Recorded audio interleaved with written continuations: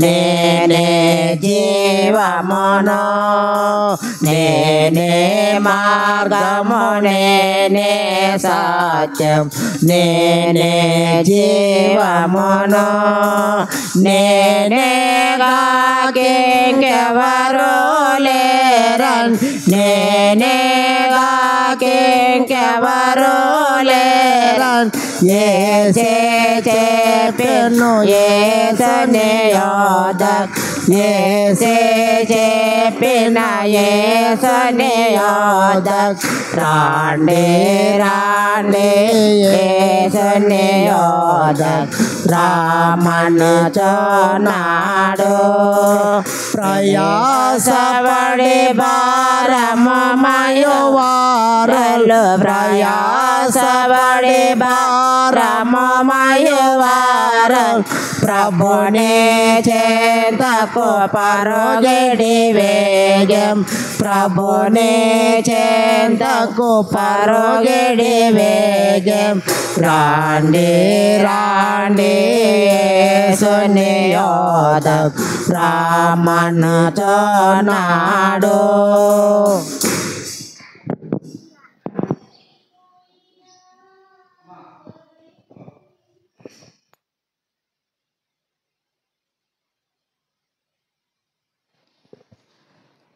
మనకు సమయమైంది కనుక ప్రత్యేక పాటలు అప్పుడు వచ్చి పాడనమ్మా. ఉత్తర ప్రత్యుత్తర వాక్య భాగం చదువుకుందాం. 148వ కీర్తన, కీర్తనల గ్రంథంలో 148వ కీర్తన.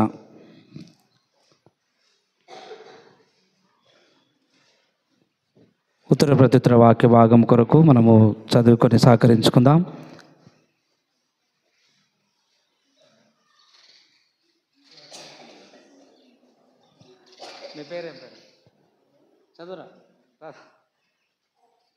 మంచిది. ఈ సమయంలో మరి మన మధ్యలో సెక్రటరీ ఉన్నారు, వారు ముందుకొచ్చి, అదేవిధంగా సహోదరుడు తిమోతి కూడా ఉన్నాడు, ఆయన కూడా ముందుకొచ్చి రండి. ఇద్దరండి.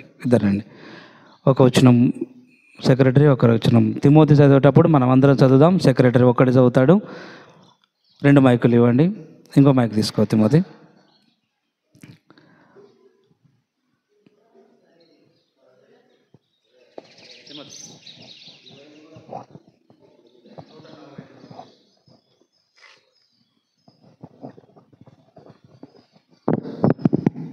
నూట 148వ కీర్తన మొదటి నుంచి చివరి వరకు. యెహోవాను స్తుతించుడి, ఆకాశవాసులారా యెహోవాను స్తుతించుడి, ఉన్నత స్థలముల నివాసులారా ఆయనను స్తుతించుడి. ఆయన దూతలారా మీరందరూ ఆయనను స్తుతించుడి, ఆయన సైన్యములారా మీరందరూ ఆయన స్తుతించుడి. సూర్యచంద్రులారా ఆయనను స్తుతించుడి, కాంతిగల నక్షత్రములారా మీరందరూ ఆయనను స్తుతించుడి. పరమాకాశులారా ఆకాశము పైనున్న జనములారా ఆయన స్తుతించుడి. యెహోవా ఆజ్ఞేయగా అవి పుట్టెను, అవి యెహోవా నామమును స్తుతించునుగాక. ఆయన వాటిని నిత్య స్థానముకు స్థిరపరిచి ఉన్నాడు, ఆయన వాటికి కట్టడ నియమించను, ఏదియు దానిని అతిక్రమించను. భూమి మీదనున్న మకరములారా అగాధ జలములారా యెహోవాను స్తుతించుడి. అగ్ని పడగలను హిమము ఆవిరి ఆయన ఆజ్ఞను నెరవేర్చును. తుఫాను పర్వతములారా సమస్తమైన గుట్టలారా ఫలవృక్షములారా సమస్తమైన దేవదారు వృక్షములారా మృగములారా పశువులారా నేలను ప్రాకు జీవులారా రెక్కలతో ఎరుగు పరకులారా భూరాజులారా సమస్త ప్రజలారా భూమి మీదనున్న అధిపతులారా సమస్త న్యాయాధిపతులారా యెహోవాను స్తుతించుడి. యవ్వనములు కన్యలు వృద్ధులు బాలురు అందరూ యెహోవా నామము స్తుతించుదురుగాక. ఆయన నామము మహోన్నతమైన నామము, ఆయన ప్రభావం భూమాకాశములో పైగా నున్నది. ఆయన తన ప్రజలకు ఒక శృంగమును హెచ్చించి ఉన్నాడు, అది ఆయన భక్తులందరికీ ఆయన చింత చేరిన జనులకు ఇశ్రాయేలీయులకును ప్రఖ్యాతిగా నున్నది. యెహోవాను స్తుతించుడి. ఆయన తన ప్రజలకు ఒక శృంగము హెచ్చించి ఉన్నాడు, ఆయన భక్తులందరికీ ఆయన చింత చేరిన జనులకు ఇశ్రాయేలీయులకు ప్రఖ్యాతికరముగా నున్నది. యెహోవాను స్తుతించుడి. దేవుడి వాక్యమును దీవించును. మంచిది. ఉత్తర ప్రత్యుత్తర వాక్య భాగముల కొరకు చదివి సహకరించినటువంటి తిమోతి సెక్రటరీకి ప్రభుపేట వందనాలు. దేవుడు వారిని దీవించి ఆశీర్వదించునుగాక. ఈ సమయంలో మరి కొన్ని ప్రత్యేక పాటల ద్వారా దేవుణ్ణి ఆరాధన చేద్దాం. ప్రత్యేక పాటలు పాడవలసిన వారు ముందుకొచ్చి పాడాలి. ముందుగా స్త్రీలలో నుంచి మరి గ్రూప్ సాంగ్గా వచ్చి ముందుకొచ్చి ప్రత్యేక పాట ద్వారా దేవుని ఆరాధించాలని మనం చేస్తూ ఉన్నాం.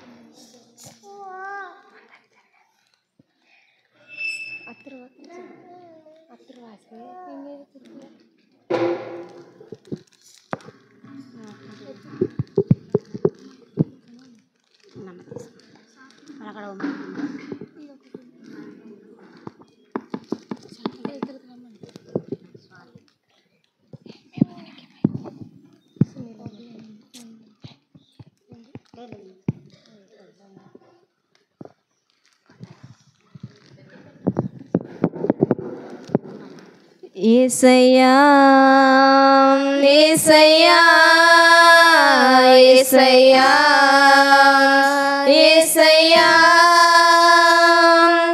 నిన్నే నిన్నే నే కొలుతునయ్యా. నీవే నీవే నా రాజువయ్యా. నిన్నే నిన్నే నే కొలుతునయ్యా.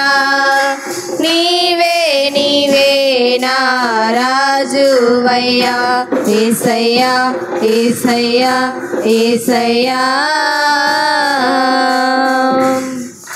కొండలలో లోయలలో అడవులలో ఎడారులలో కొండలలో లోయలలో అడవులలో ఎడారులలో నన్ను గమనించినావా. నన్ను నడిపించినావా. నన్ను గమనించినావా.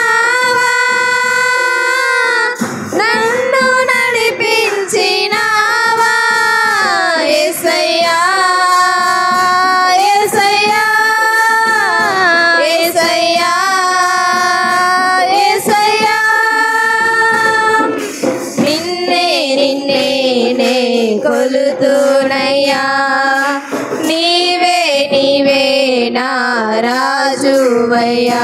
యేసయ్యా యేసయ్యా యేసయ్యా.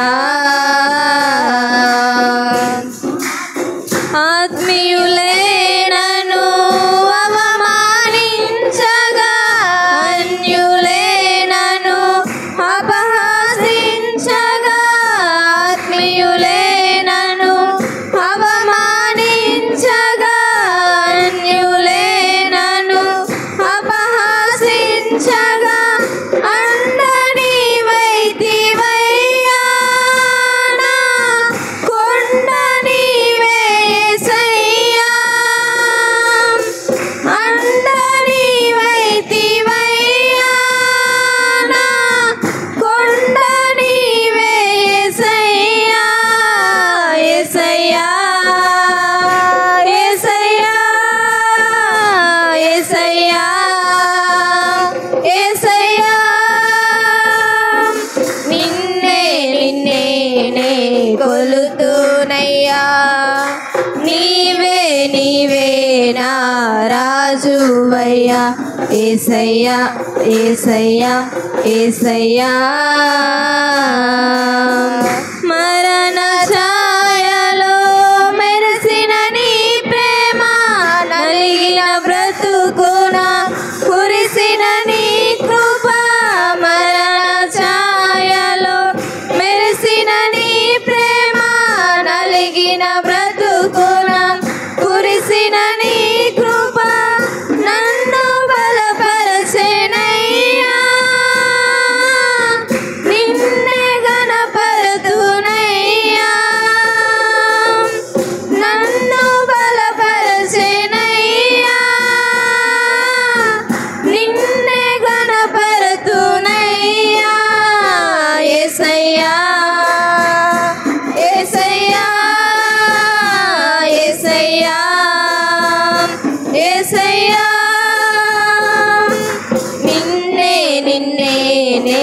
కొలుతునయ్యా నీవే నీవే నా రాజువయ్యా యేసయ్యా యేసయ్యా యేసయ్యా వంచన వంతెన ఒరిగిన బారాన బొసగ విసిగిన విసిరే కెరటాన వంచన వంతెన ఒరిగిన బారాన బొసగ విసిగిన విసిరే కెరటాన కలలు కడ తెచ్చినావా నీ వలలో నన్ను మోసినావా కలలు కడ తెచ్చినావా నీ వలలో నన్ను మోసినావా యేసయ్యా యేసయ్యా యేసయ్యా యేసయ్యా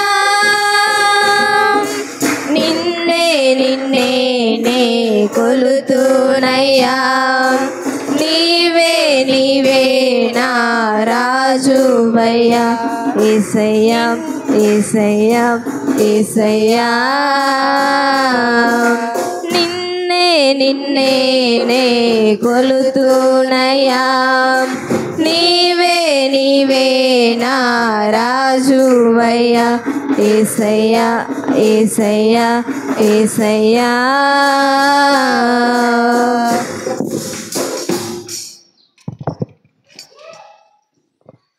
మంచిది చక్కని పాట పాడి దేవుని ఆరాధించినటువంటి స్త్రీల గ్రూప్ వారికి ప్రభుపేట వందనాలు. దేవుడు వారిని దీవించును గాక.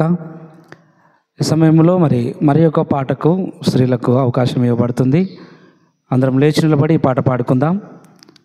రండమ్మా, ఇప్పుడు పాడాలనుకున్నారు కదా, ఈ సమయంలో అవకాశం ఇవ్వబడుతుంది. ఇది చివరి పాట, స్త్రీలకే అవకాశం ఇవ్వబడుతుంది. ముందుకొచ్చి అమ్మ మీరు దేవుని పాట పాడి ఆరాధన చేయాలని మనవి చేస్తున్నాను. చివరి పాట.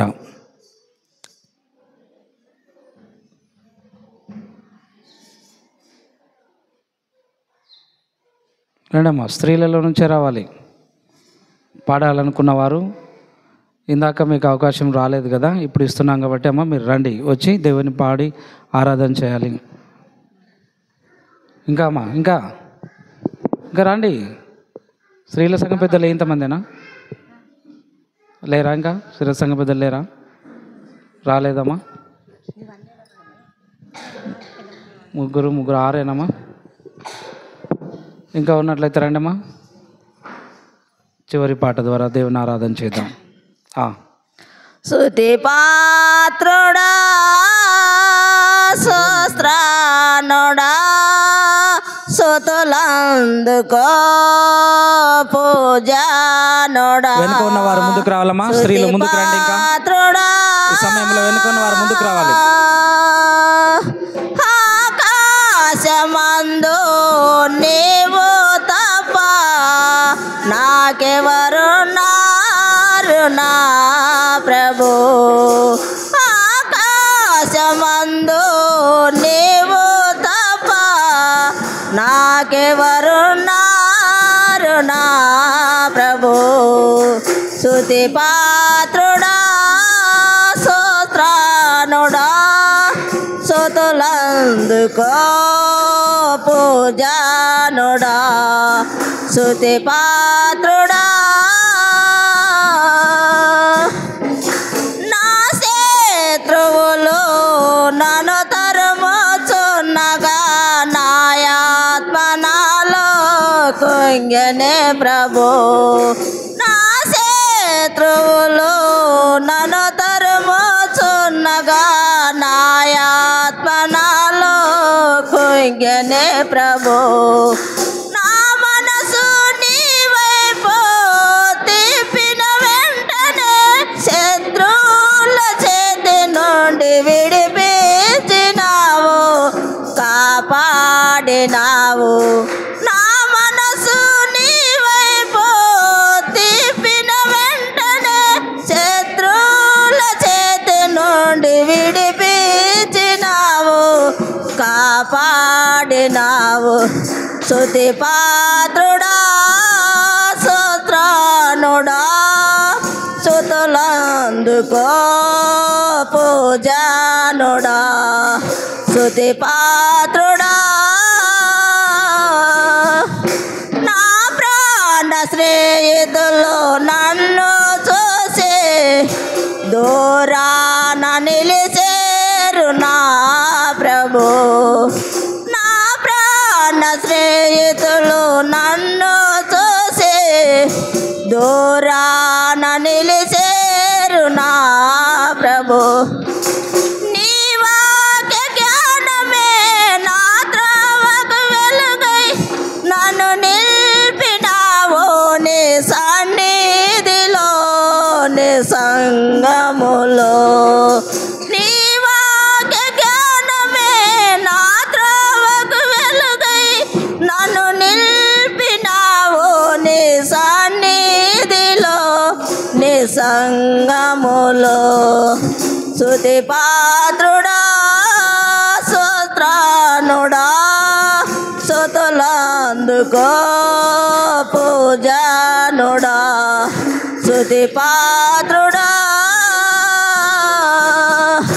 ఆకాశమందు నీవు తప్ప నాకెవరు నారు నా ప్రభు ఆకాశమందు నీవు తప్ప నాకెవరు నారు నా ప్రభు స్తుతి పాత్రుడా స్తోత్రానుడా స్తుతులందుకో పూజానుడా స్తుతి పాత్రుడా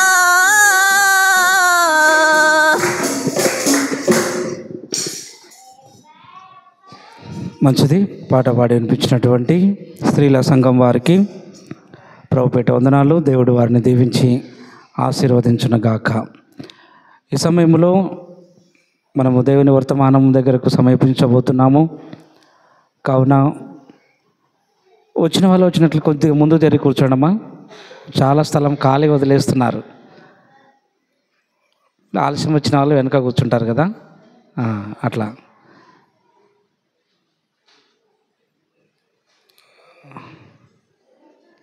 కొంచెం జరగాలి. ఇంకా స్త్రీలమ్మా మీరు జరగండి అమ్మా. జరగట్లేదు ఎందుకో. జరగాలి, ఇంకా జరగాలి. నిలబడించింది అందుకే, మీకు లేచి నిలబడించింది అందుకే.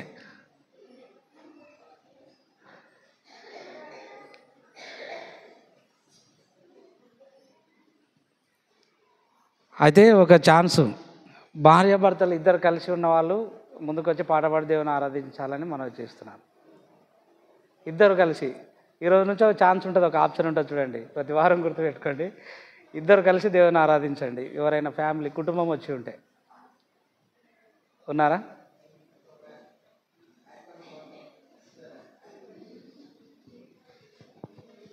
రేపటి నుంచి వచ్చే ఆదివారం నుంచి మీరు సిద్ధపడండి.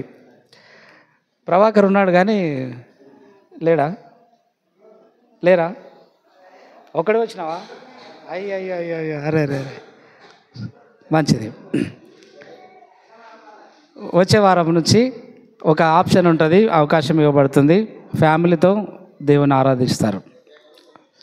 వచ్చే వారం సెక్రటరీ వారి సత్యమణి గారు. గుడ్ దేవునికి స్తోత్రం కలుగును గాక. కాబట్టి మనం దేవుని ఆరాధించాలి, కుటుంబంతో కలిసి దేవుని కీర్తించాలి. ఎంతో ఆశీర్వాదకరం మనకు కదా. హన్నా సమూయేలు హన్నా, ఆమె భర్త పేరు ఏం పేరు? ఎల్కానా. ఏం పేరు చెప్పండి? ఎల్కానా. వాళ్ళిద్దరూ దేవాలయానికి, యెరూషలేము మందిరానికి, సిలోహు మందిరానికి వెళ్ళారు ఇద్దరు కలిసి. కాబట్టి వెళ్ళి దేవుని ఆరాధించి వచ్చారు. కాబట్టి మనం కూడా భార్యాభర్తలతో కలిసి, భార్యతో కలిసి, మన కుటుంబంతో కలిసి దేవుని ఆరాధించడం ఎంతో దీవెనకరం. గుడ్. ప్రార్థన చేసుకుందాం. దేవుని వర్తమానం కొరకు మన మధ్యలో దైవదాసులు వచ్చి ఉన్నారు. వారికి ఈ సమయాన్ని అప్పగిస్తాము. మనం ప్రార్థన పూర్వకంగా దేవుని వర్తమానం అందించినట్లు, దేవుని దాసులను వాడుకున్నట్లు మనం ప్రార్థన చేద్దాం. మన మధ్యలో మరి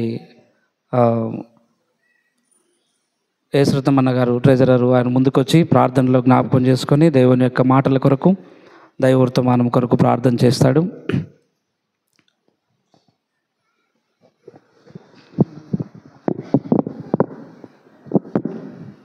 అందరూ తనలో ఉంచుకుంటూ ప్రార్థన చేసుకుందాం. ప్రేమ కృప కనికరంగల తండ్రి, నీ పరిశుద్ధ పాదాల కొందనాలు స్తోత్రాలు తండ్రి. అవును తండ్రి, గడిచిన దినం నుండి నేటి పరిశుద్ధ దినం వరకు నువ్వు కాచి కాపాడి దీవించి ఆశీర్వదించిన భాగ్యం స్తుతులు స్తోత్రాలు తండ్రి. అవును తండ్రి, మా ఇంతవరకు తండ్రి మా పాటల ద్వారా నీ శృతించి గణపరిచిన విధానం బట్టి నీకే కృతజ్ఞాస్తుతులు చెల్లించుకుంటున్నాం తండ్రి. అవును తండ్రి, మా ఇప్పుడు కర్నూలు నుండి వచ్చిన దైవదాసుడు వాక్యం చెప్పుచున్నప్పుడు తండ్రి మా వినడానికి నీ కృప దయచేస్తామని, ఇంకా తండ్రి ఇంకా ఎందరో అయితే రాలేక వెనుకబడినారో వారందరినీ కూడా నీ మందిరానికి త్వరగా రప్పించే భాగ్యం దయచేస్తామని ఈ కొద్ది మాటలు నీకు సమర్పిస్తూ యేసుక్రీస్తు నామంలో అడిగి పెట్టుకున్నాను తండ్రి. ఆమేన్. ప్రార్థించిన అన్నగారికి ప్రభుపేట వందనాలు. దేవుడు వారిని దీవించును గాక. ఈ సమయంలో మన సంఘమును ప్రేమించి మన యొక్క సంఘమును మరి సువార్త పరిచర్యలో పాల్పొందటానికి మన మధ్యలో సువార్థికులు దైవ సేవకులు జయరాజ్ అన్న గారు ఉన్నారు. వారికి సమయాన్ని అప్పగిస్తున్నాను. వారు దేవుని వర్తమానం అందించాలని వారికి యొక్క సమయాన్ని అప్పగిస్తూ ఉన్నాను.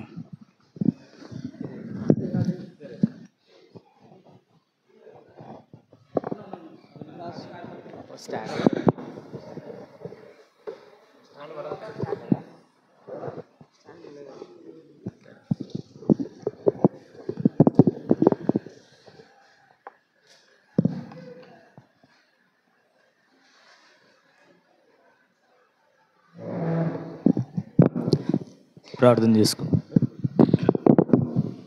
హలో హలో హలో హలో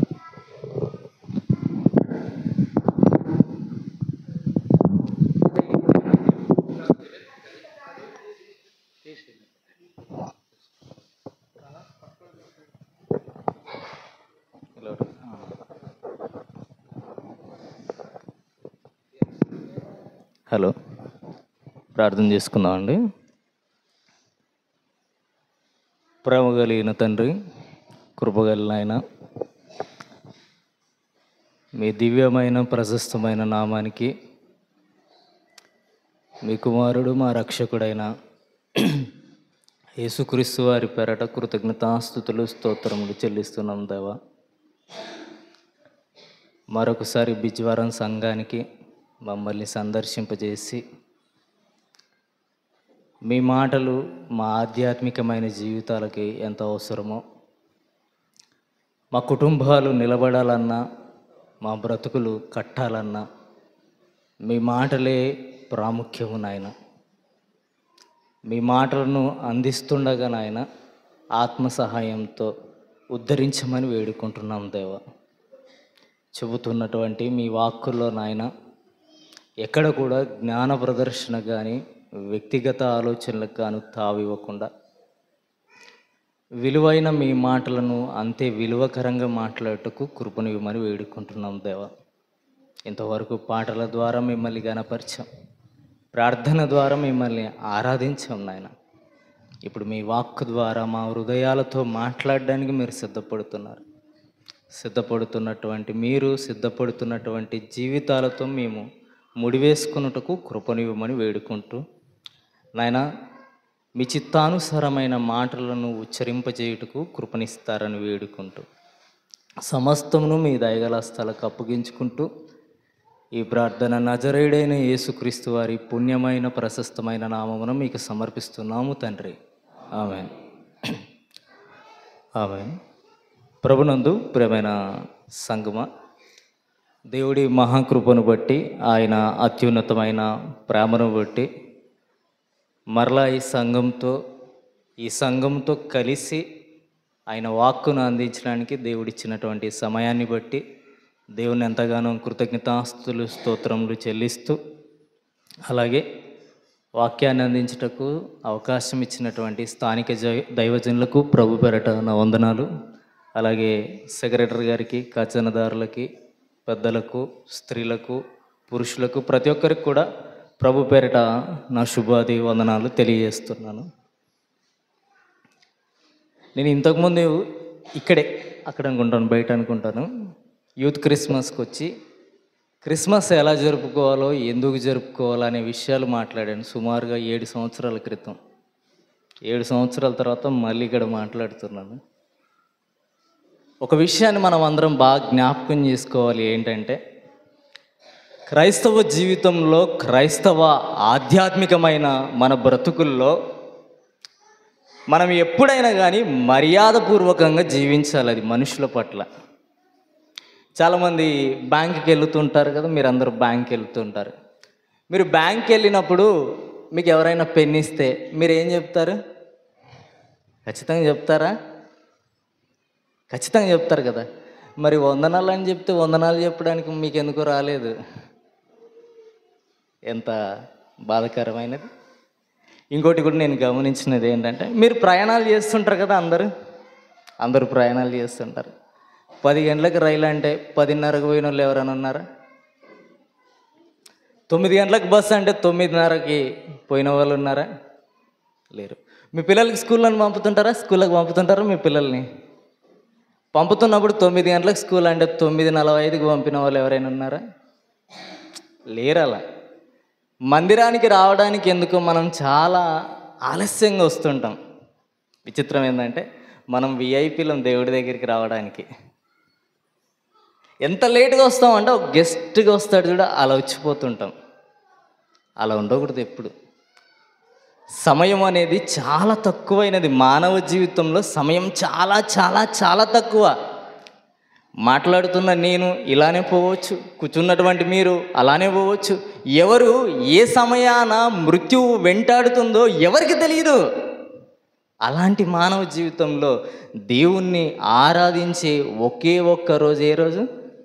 ఆదివారం. ఆదివారం మనం సెలవు గనక ఆరాధించడానికి రాలేదు. ఆదివారం ఆయన ఏంటో మనకు అర్థం చేసుకోవడానికి ఆరాధనకు రావాలి. మనమేంటో తెలియాలంటే, మన జీవితాలు ఏంటో తెలియాలంటే, మన బ్రతుకులేంటో తెలియాలంటే ముందు ఆయన తెలియాలి. వస్తున్నమ్మా, పాటలు పాడుతున్నమ్మా, ప్రార్థన చేస్తున్నమ్మా అంటే సరిపోదు. దేవుడి దగ్గర దేవుడు హృదయాలను పరిశీలిస్తాడు, హృదయ అంతరంగాలను పరిశీలిస్తాడు. మరి ముఖ్యంగా క్రమశిక్షణను చూస్తాడు. మనం ఎంత క్రమము తప్పి తిరిగితే అంత దేవుడు నీ మీదికి రావాల్సినటువంటి ఆశీర్వాదాలైనా కానీ, నీ మీదికి రావాల్సినటువంటి దీవెనలు కానీ ఆయన ఇవ్వడానికి ఇష్టపడాడు. ఆయన ఇష్టపడేటట్టుగా మన జీవితము ఉండాలి. అలా ఉంటేనే దేవుడు మనకి ఏదైనా ఇస్తాడు, ఏమైనా చేస్తాడు. ఎందుకంటే ఆయన అనుకున్నట్లుగా మన జీవితం ఉండాలి. అలా ఉంటారనే నేను మనస్ఫూర్తిగా కోరుకుంటున్నాను. సందేశంలోకి ప్రవేశిద్దాం. మత్తయి గారు రాసిన సువార్త 21వ అధ్యాయము. మత్తయి గారు రాసిన సువార్త 21వ అధ్యాయము 33వ వచనం. మరి ఒక ఉపమానము వినిడి అంటే, ఈ ఉపమానాలు, దీన్ని ఇంగ్లీష్లో పారాబుల్స్ అని మాట్లాడతాడు. ఆయన ఉపమానాలు ఎన్నో చెప్పాడు. ఎందుకంటే ఆయన ఏది మాట్లాడినా ఉపమానం లేకుండా సమాజానికి ఏ ఉపదేశం ఇవ్వలేదు. ఆయన ఒక ఉపమానం ముందు చెప్పాడు, మరొక ఉపమానం కూడా చెప్తున్నాడు. అదేంటంటే, ఇంటి యజమానుడు ఒకడుండెను. అతడు ద్రాక్ష తోట నాటించి దాని చుట్టూ కంచె వేయించి అందులో ద్రాక్షల తొట్టి తొలిపించి గోపురము కట్టించి కాపులకు దాన్ని గుత్తకిచ్చి దేశాంతరము పోయాడంట. యజమానుడు ఒక ఆయన ఉన్నాడు. ఆ యజమానుడికి ఒక ద్రాక్ష తోట ఉంది. ఆ ద్రాక్ష తోట భద్రత కొరకు ఏం చేశాడంట? ఆ ద్రాక్ష తోట ఫలింపజేయటకు ఏం చేశాడంట? తొలిపించి, ద్రాక్షల తోటి తొలిపించి గోపురము కట్టించి కాపులకు దాన్ని గుత్తకించాడంట. కంచె వేశాడు. దేవుడు మొదటిగా ఏం చేశాడంటే, కంచె వేసి ద్రాక్షల తొట్టిని తొలిపించి గోపురము కట్టించి తర్వాత ఏం చేశాడు? కాపులకు దాన్ని గుత్తకిచ్చి దేశాంతరం వెళ్ళిపోయాడు. ద్రాక్ష తోట అంటే ఇశ్రాయేల్. ఆరంభ సంఘము ఇశ్రాయేలుగా మాట్లాడితే, ఇప్పుడు క్రొత్త నిబంధనలోకి మనం వచ్చిన తర్వాత ద్రాక్ష తోట అంటే సంఘం. ఈ సంఘం చుట్టూ దేవుడు ఏం చేశాడంటే కంచె వేశాడు. కంచె వేసి ఇక్కడికి రావాలన్నా, ఇక్కడికి చేయాలన్నా ఆయన భద్రతలో మన జీవితాలు ఉండాలి. ఆయన ఆశయాలతో మన జీవితాలు మెలగాలి. ఆయన వెలుగులో మన చీకటి బ్రతుకులను మూసుకోవాలి, అంటే క్లోజ్ చేసుకోవాలని అర్థం. ఆయన ఏదైతే అనుకున్నాడో ఆ ద్రాక్ష తోటలో ఫలించే వారిగా ఉండాలి, పనికి మాలిన వారిగా ఉండకూడదు. ద్రాక్ష తోట ఎప్పుడు ఫలిస్తేనే అది ఫలభరితమైన జీవితం, ఫలించకపోతే అది ఏమైంది చెప్పండి? జీవితం ఫలభరిత లేని జీవితంలాగా మారిపోతుంది.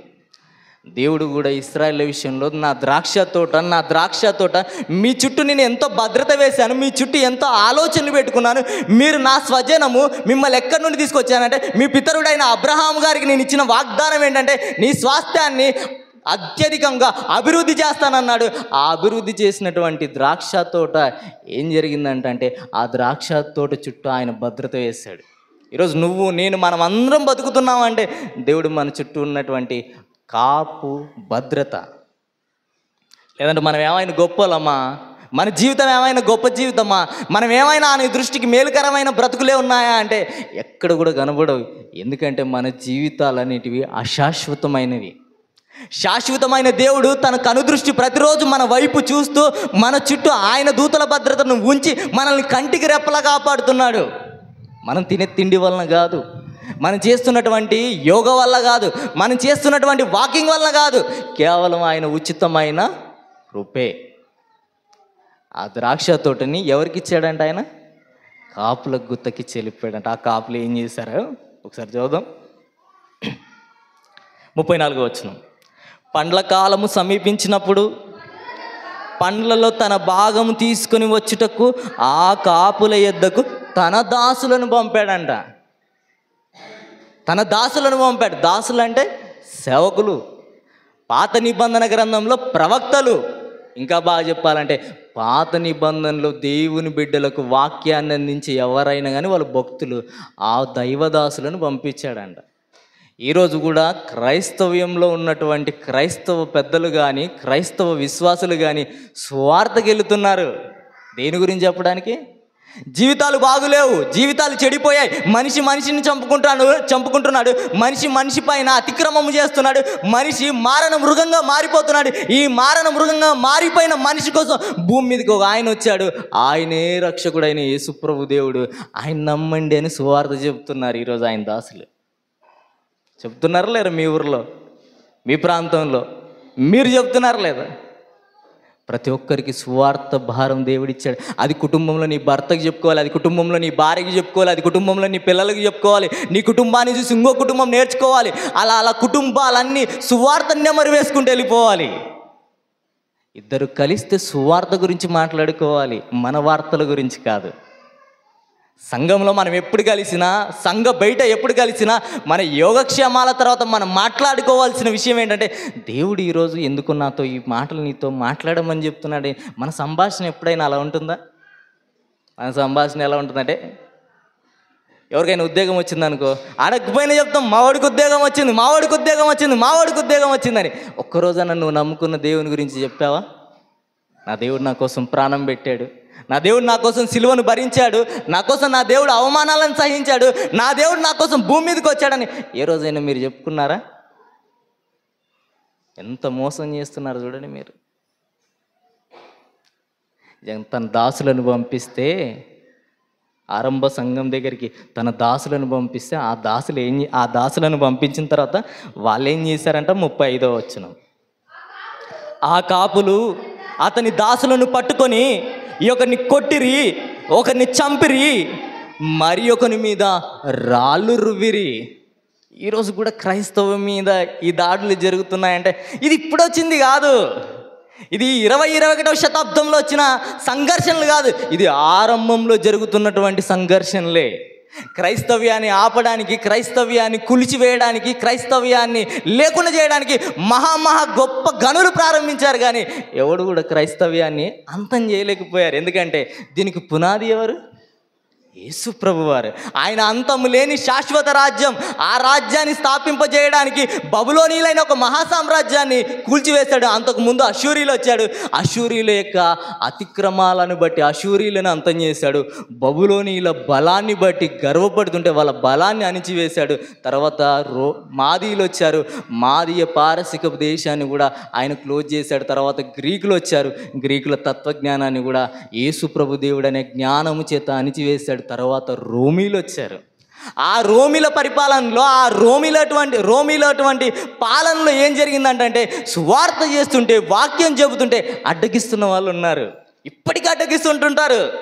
ఒక సినిమా పోస్టర్ కనపడితే ఎలా అశ్లీలమైన దృశ్యాలతో కూడుకున్నటువంటి ఏది కనపడినా ఎవడు ఏమన్నాడు కానీ సువార్త ప్రకటన చేస్తుంటేనే అడ్డం వస్తున్నారు. చాలామంది అనుకుంటుంటారు క్రైస్తవ్యం అంటే బెజ్వారంలో ఉన్న సంఘం, క్రైస్తవ్యం అంటే ఈ గద్వాల్లో ఉన్న సంఘం, క్రైస్తవ్యం అంటే ఐజలో ఉన్న సంఘమే అనుకుంటున్నారేమో. క్రైస్తవం అంటే ప్రపంచంలో 108 దేశాల్లో ఉన్నటువంటి దేశం క్రైస్తవ్యం అనేది. రీసెంట్గా డొనాల్డ్ ట్రంప్ గారు ఏమంటారంటే, నిజంగా చాలా గొప్ప విషయమే ఆయన మాట్లాడింది. ప్రెసిడెంట్ గారు ఎవరు మాట్లాడాడంటే, క్రైస్తవ్యానికి ఏ దేశం అయితే వ్యతిరేకంగా ఉందో, క్రైస్తవ బిడ్డలను ఎవరైతే అడ్డగిస్తున్నారో, లేదంటే క్రైస్తవ బిడ్డలను ఎవరైతే హింసిస్తున్నారో, ఆ దేశం ఏదైనా, ఎంత గొప్ప దేశమైనా, వారితో మాకు వాణిజ్య సంబంధాలు ఉన్నా, ఎలాంటివి ఉన్నా మేము ఆ దేశంతో సిద్ధపడం, మాకు వారికి సంబంధం లేదంటున్నాడు. ఎంత గొప్ప విషయం చూడండి. ప్రపంచ అగ్రరాజ్య అధినేతకు అర్థమైపోయింది క్రైస్తవ్యం ఏంటో. అమ్మలారు, మిమ్మల్ని పురుషులారు, మీరు ప్రభువులోకి వచ్చారు, క్రైస్తవులుగా మారిపోయారు. మీ ఇంటికన్నా అర్థమైందా మీరు మారింది? మీ ఇంటికన్నా అర్థమైందా? మీ ప్రవర్తన చూసి కనీసం మీ ఇంటి వాళ్ళైనా మారారా? మీ జీవితాలను చూసి మీ ఇంటి వాళ్ళైనా ఏమైనా ఆలోచించుకున్నారా? మన రక్షణ మన ఇంటి వాళ్ళను కూడా కాపాడలేకపోతుంది. ఎంత బాధాకరమైన విషయం. సువార్తని వెదజల్లుతున్నారు ఆరంభంలో సంఘం అంత సంఘానికి హింసలు చేస్తుంటే, అంత సంఘానికి శ్రమలు వస్తుంటే, అంత సంఘాన్ని ఏళనకరమైన వేదనకరమైన మాటలతో హింసిస్తుంటే సువార్తను ఆపారా వాళ్ళు ఏమైనా? మా మట్టుకు బ్రతుకుట క్రీస్తే, చచ్చిపోతాం మేము ఆయన కోసం, బతికిన చచ్చిన ఆ దేవుని కోసమే మేము బ్రతుకుతాం. ఎందుకంటే మాకు ఈ జీవితాన్ని ఇచ్చింది ఆయనే, మా బ్రతుకులను కట్టింది కూడా ఆయనే. ఇలాంటి త్యాగం రావాలి. కొడుతున్నారని వెనక్కి రావడం కాదు, తిడుతున్నారని వెనక్కి రావడం కాదు. కొట్టినా తిట్టినా ఏమి చేసినా పర్వాలేదు, మహా అంటే ఏం చేస్తారు? ప్రాణం తీస్తారు. ప్రాణం తీసినా పర్వాలేదు, ఆయన కొరకు నిలబడే సామర్థ్యం మనలో ఉండాలి. ఆ సామర్థ్యం మనకు రావాలంటే ప్రతి ఆదివారం జరుగుతున్నటువంటి ఆరాధనలో వాక్యము చేత, ప్రార్థన చేత, పాటల చేత మన జీవితాలు ఉజ్జీవింపబడాలి. మనం శనివారం వరకు ఎన్ని పనులు చేసుకున్నా ఏమనలేదు దేవుడు. ఆదివారం ఏమన్నాడంటే అది నా దినం. దశంభాగం కనుక లెక్కేసుకుంటే మన జీవితంలో వారానికి 7 రోజులు ఉంటాయి, 24 గంటలు. 24 ఇంటూ 7 రోజులు వేస్తే ఎన్ని గంటలు అవుతుంది? అందులో దేవునికి అంత ఇస్తున్నామా మనం?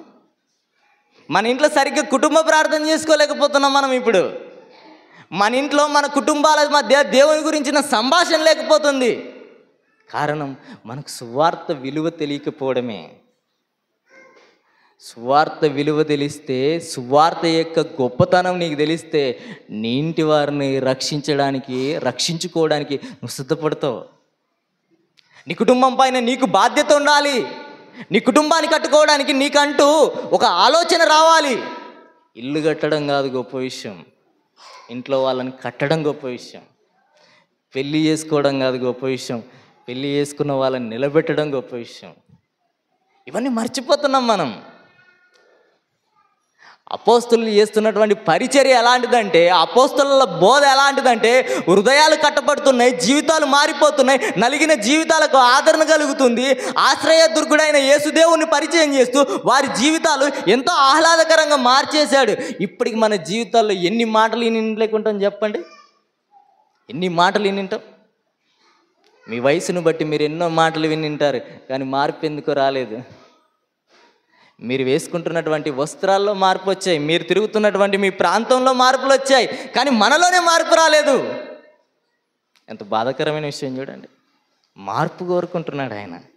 ఆ మార్పు నీలో రావాలంటే సువార్తకు, యేసుదేవుని సువార్తకు నీ జీవితాన్ని త్యాగం చేయాలి.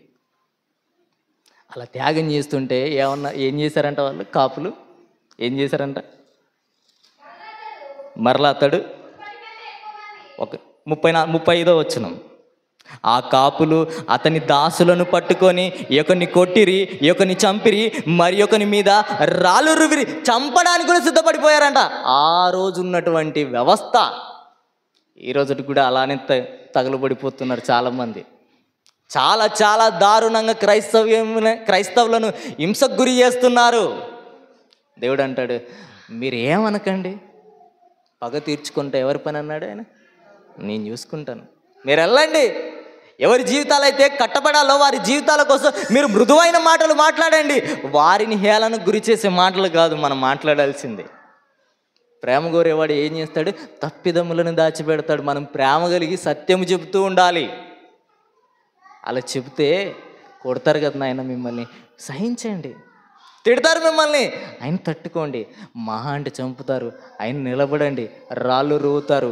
పౌలు గారి మీదకి కానీ, బర్నబా గారి మీదకి కానీ, స్టెఫెన్ గారి మీదకి కానీ, అపోస్తలుల మీదకి వచ్చినటువంటి శ్రమలైతే మన మీదకైతే రావట్లేదుగా.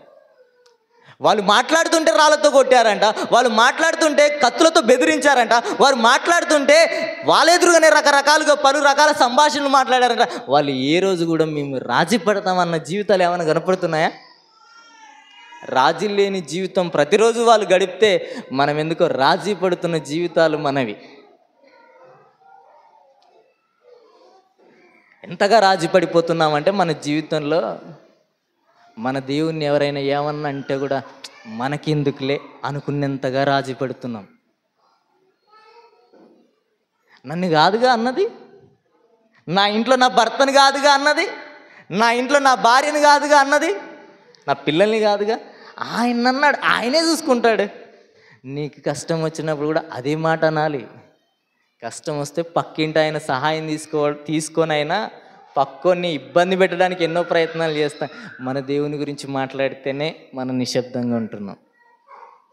అలాని మాట్లాడమని చెప్పానని మీరు మళ్ళీ ఏడబడితే ఆడ మాట్లాడారు. పాముల వలె వివేకమును, పావురం వలె నిష్కపటిలై ఉండాలి. మనం మాట్లాడితే పాము ఎంత యుక్తిగా ప్రవర్తిస్తుందో అంత యుక్తిగా మాట్లాడాలి. మన వివేకం ఎలా ఉండాలంటే పావురం వల్ల వివేకంతో, వివేచనతో, నిష్కపటమైన హృదయంతో మనం మాట్లాడాలి. అలా మాట్లాడితే కూడా కష్టాలు వస్తాయి, అలా మాట్లాడితే కూడా శ్రమలు వస్తాయి, అలా మాట్లాడితే కూడా ఇబ్బందులు వస్తాయి. అలా మాట్లాడుతున్నప్పుడు కూడా చాలా వేదనకరమైన సంభాషణలు జరుగుతాయి. ఆయన నిలబడు, నువ్వు నిలబడితే ఆయన నిన్ను నిలబెట్టుకుంటాడు. నువ్వు ఆయనకు హస్తం ఇస్తే ఆయన హస్తం చేత నిన్ను పట్టుకుంటాడు. అలా పట్టుకొని ఎంతవరకు తీసుకెళ్తాడంటే అంతవరకు ఆయన నిన్ను కాపాడుతాడు. మరణం తర్వాత మరో జీవితం ఉంది, ఆ జీవితాన్ని ఇచ్చేది ఆయనే. వీళ్ళని అలాంటి శిక్షకు గురి చేస్తే మా జీవితం తర్వాత మరో జీవితం ఉంది, ఆ జీవితం మేము నమ్ముకున్న దేవుని మాకిస్తాడు, ఆ ఉన్నతమైన మహాలోకాన్ని మేము పొందుకుంటామని వారి ఆశయంలో ఆలోచనలు ఎంత గొప్పగా కనబడుతున్నాయి చూడండి.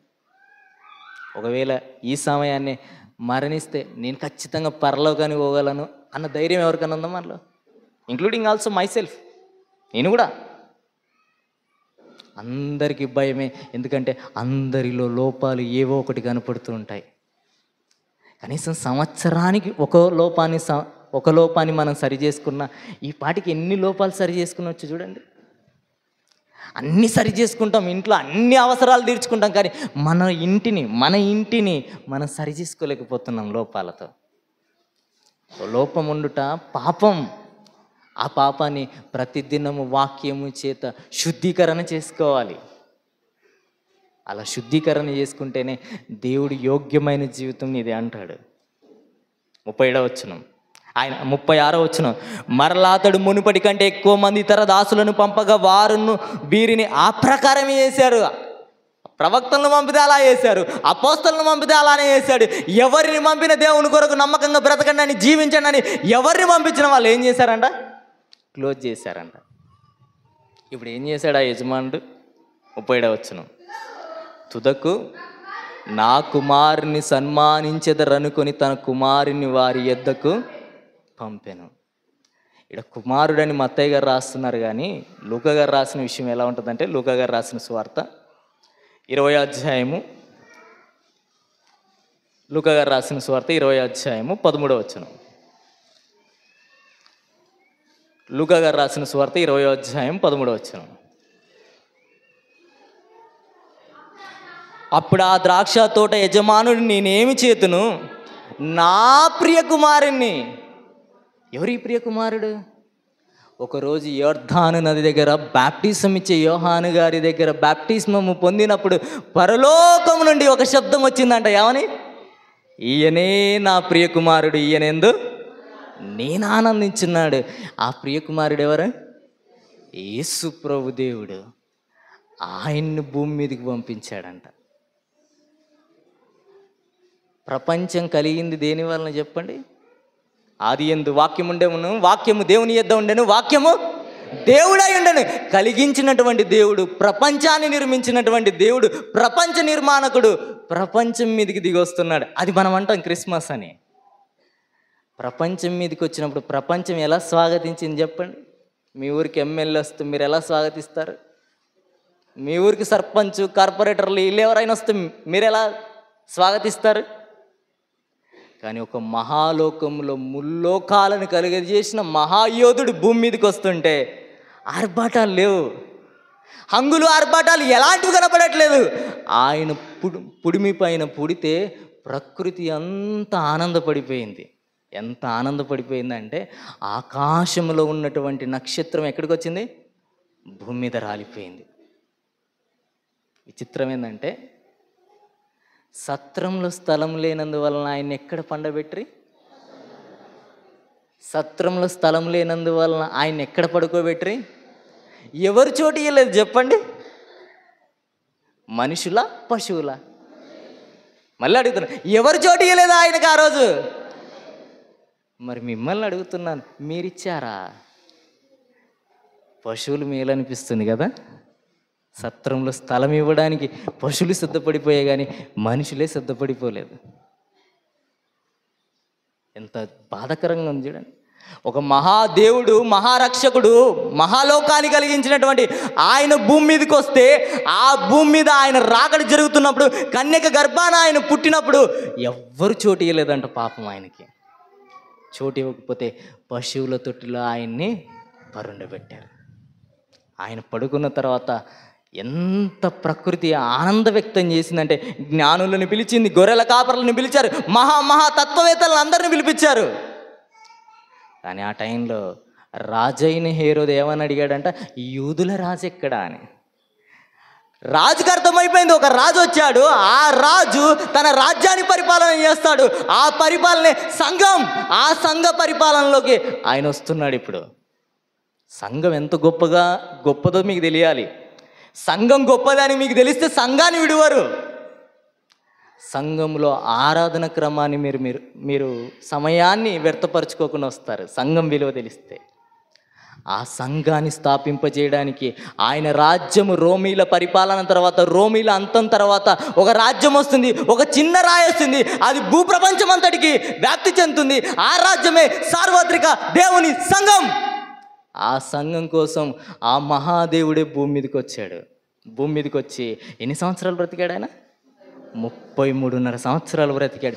33.5 సంవత్సరాల్లో ఆయన చేసిన పరిచర్య అంత గొప్ప ఉంటే, అది చేయడానికే మనం తలక్రిందులు అవుతుంటే, కనీసం మన జీవితంలో మనకిచ్చిన ఆయుష్కాలంలో మనం ఎంత చేస్తున్నాం చెప్పండి? మనం ఎంత చేస్తున్నాం చెప్పండి? ఉదయాన్నే లేచిన వెంటనే ప్రార్థన చేసుకుంటున్నామా? కనీసం తినేటప్పుడు, కనీసం పడుకునేటప్పుడు ఎంత సోమరితనంగా మారిపోతున్నాం చూడండి. ఏమన్నారు దేవుడు? సోమరి చీమలు చూడు అన్నాడు. చీమలు చూస్తానన్న మనకు అర్థమవుతుంది. ప్రార్థన చేసుకోవాలి, వాక్యాన్ని చదువుకోవాలి, మన ద్వారా దేవుడికి మహిమ రావాలి, మన ద్వారా దేవుడు ఘనపరచబడాలి. ఎందుకంటే ఆ దేవుడు భూమి మీదకి మనందరి జీవితాలను నిలబెట్టడానికి, మనందరి బ్రతుకులను కట్టడానికి ఆయనే భూమి మీదకి వచ్చాడు. వచ్చి 33.5 సంవత్సరాలు ఆయన జీవించాడు. ఆయన పుట్టినప్పుడు ప్రకృతి ఆనందింపబడితే, ఆయన 12 ఏళ్ళప్పుడు పరిపూర్ణులైన వారి మధ్య ఆయన జ్ఞానాన్ని బోధిస్తుంటే ఆశ్చర్యమైందంట. ఎంత విపులంగా మాట్లాడి ఉంటాడు చూడండి. 12 ఏళ్లలో పసితనంలో ఆయనకు అన్ని మాటలు వచ్చాయంటే, మిమ్మల్ని అడుగుతున్నాను తల్లుల్ని, మీరు ఏం నేర్పారు మీ పిల్లల్ని? మామను కొడుతుంటే బాగొట్రా అనే బ్యాచ్ మనం. తాతలను లేదంటే అవ్వలను పరుష పదజాలం మాట్లాడరా అనే మాటలు మనవి. కానీ ఆయన మాట్లాడుతున్న మాటలు ఎలాంటివంటే, ఆయన మాట్లాడింది పరలోకమందు ఉన్నటువంటి తండ్రి యొక్క మహిమను మాత్రమే మాట్లాడాడు. ఎంతగా నేర్పించి ఉండాలి ఆ తల్లి మరియ గారు. ఎంత గొప్ప జీవితం చూడండి. 30 ఏళ్ళ వరకు తల్లిదండ్రులకు విధేయులై జీవించాడు ఆయన. 30 ఏళ్ళు. 20 ఏళ్ళు వచ్చేపాటికి అడ్డమైన మాటలతో తల్లిదండ్రులను బాధపెట్టే యంగ్స్టర్స్, బ్రదర్స్ అండ్ సిస్టర్స్ లేరు. ఏమొచ్చింది మనకు చెప్పండి? 30 ఏళ్ళు వచ్చిన ఆయనే తల్లిదండ్రులకు విధేయులై తల్లిదండ్రుల పట్ల మర్యాద కలిగి ఆయన జీవిస్తే, ఆయన మహిమకరంగా వాళ్ళ కొరకు బ్రతికితే, మనమేంటో 20 ఏళ్ళు వచ్చేపాటికి 10th క్లాస్ పాస్ అయితే చాలు రెక్కలు వచ్చి మాట్లాడుతుంటాం. ఎంత బాధ చూడండి. నిన్ను నమ్మి పట్టణానికి పంపించి ఏదో పొడుస్తాడని పంపిస్తే పూరంబోకులాగా తిరుగుతుంటుంటాం మనం. ఎంత ఆ తల్లిదండ్రుల కష్టాన్ని ఎంత వ్యర్థపరుచుకుంటామంటే, మనం తినే రూపాయి, మనం తినే ప్రతి రూపాయి నుండి వాళ్ళ కష్టమే. వారు రక్తాన్ని చెమటగా మార్చి నీ కొరకు ప్రతి రూపాయిని దాచిపెట్టి, నువ్వేదో పట్టణానికి వెళ్ళి ఓ మంచి చదువులు చదువుకొని మంచి ఉద్యోగంలో ఉంటామని నిన్ను ఆశించి పంపిస్తే, డ్రగ్స్కు బానిసైపోయి, ప్రేమకు బానిసైపోయి, వ్యామోహాలకు బానిసైపోయి జీవితాలను పాడు చేసుకుంటున్నటువంటి వారు ఎంతమంది లేరు చెప్పండి? ఆమెను లేపండి అమ్మా, మీ పక్కన 30 ఏళ్ళ వరకు ఆయన ఎంత విధేయత చూపించాడు. మనకు 20 ఏళ్ళు వస్తేనే ఇంత మాట్లాడుతున్నాం. ఏమన్నా అంటే మనం ఏమంటాం అంటే, మా అమ్మ నాన్నలకు తెలియదు బ్రదర్ అని మనం అంటాం. మనకేం తెలుసు చెప్పండి? మనకేం తెలుసు? నీకు 100 రూపాయలు ఇస్తే ఇంట్లోకి సరుకులు తీసుకురాగలమా యంగ్స్టర్స్లో? మనకు బుక్ నాలెడ్జ్ ఉంది, లోక విద్య ఉంది, లోక ఆలోచనలు ఉన్నాయి. కానీ కుటుంబ నైతిక జీవితాలు తెలిసిన వాళ్ళు ఎవరంటే మన తల్లిదండ్రులు. ఆయన 30 ఏళ్ళ వరకు తల్లిదండ్రుల మాట ధిక్కరించిన జీవితం ఆయన. 3.5 సంవత్సరాలు సువార్త పరిచర్య చేశాడు. ఒక అద్భుతమైన సువార్తను చేశాడు. ఆ సువార్తను అందుకోవడానికి అహర్నిశలుగా ఎంతోమంది కష్టపడుతున్నారు, కానీ ఎవరికి సాధ్యం కాని సువార్త చేశాడు. అలా సువార్త చేస్తున్నప్పుడు అందరూ ఆయన మాటలకు ప్రభావితులైపోయారు. కానీ ఆయన జీవితానికి కూడా దేవుడు ఒకరోజు చివరి జీవితాన్ని రాశాడు. గ్రంథపు చుట్టలో ఆయన గురించి రాసుకున్న మాటలన్నీ ఆయన నెరవేర్చిన ఆయనకు ఒక రోజు మరణ దినాన్ని కూడా రాశాడు. జననం రాసింది, మరణం రాసింది, వచ్చింది ఆ రోజు ఆయన ఎక్కడున్నాడు? గెత్సెమనే తోటలో ఉన్నాడు. గెత్సెమనే తోటలో ఉంటూ శిష్యులను పిలిచాడు. మీరు శోధనలోకి ప్రవేశించకుండా ఏం చేయమన్నాడు? మీరేం చేస్తున్నారు? మనకు ప్రార్థనలో సరైన పదాలు కూడా మాట్లాడలేకపోతున్నాం. ప్రార్థన చేయండి అంటే నువ్వు నీ కోసం ప్రార్థన చేయడం కాదు, ఇక్కడికి వచ్చి సంఘం కోసం ప్రార్థన చేయాలి. ఇక్కడికి వచ్చి కూడా నా ఇంటిని, నా కుటుంబాన్ని, నన్ను దీవించు, నా ఇంటిని కాపాడని, ఇక్కడ కూడా ఇదేనా? ఎంత బాధకరం. ఎంత ఆలోచన రహితమైన జీవితాలు ఉన్నాయి చూడండి. ఆయన ఏమంటున్నాడు? మీరు శోధనలోకి ప్రవేశించకుండా ప్రార్థన చేయండి అన్నాడు. శిష్యులు ఏం జరిగిందంట? పడుకున్నారు. పడుకుంటే ఎవరు వచ్చారు ఆయన దగ్గరికి? శిష్యుల దగ్గరికి కాదండి, యేసుప్రభు దేవుని దగ్గరికి ఎవరు వచ్చారు? రోమీలు వచ్చారు. సాతాను రాలేదు. రోమీలు వచ్చి పట్టుకోవడానికి వచ్చారు గెత్సెమనే తోటలో ఆయన ఉంటే.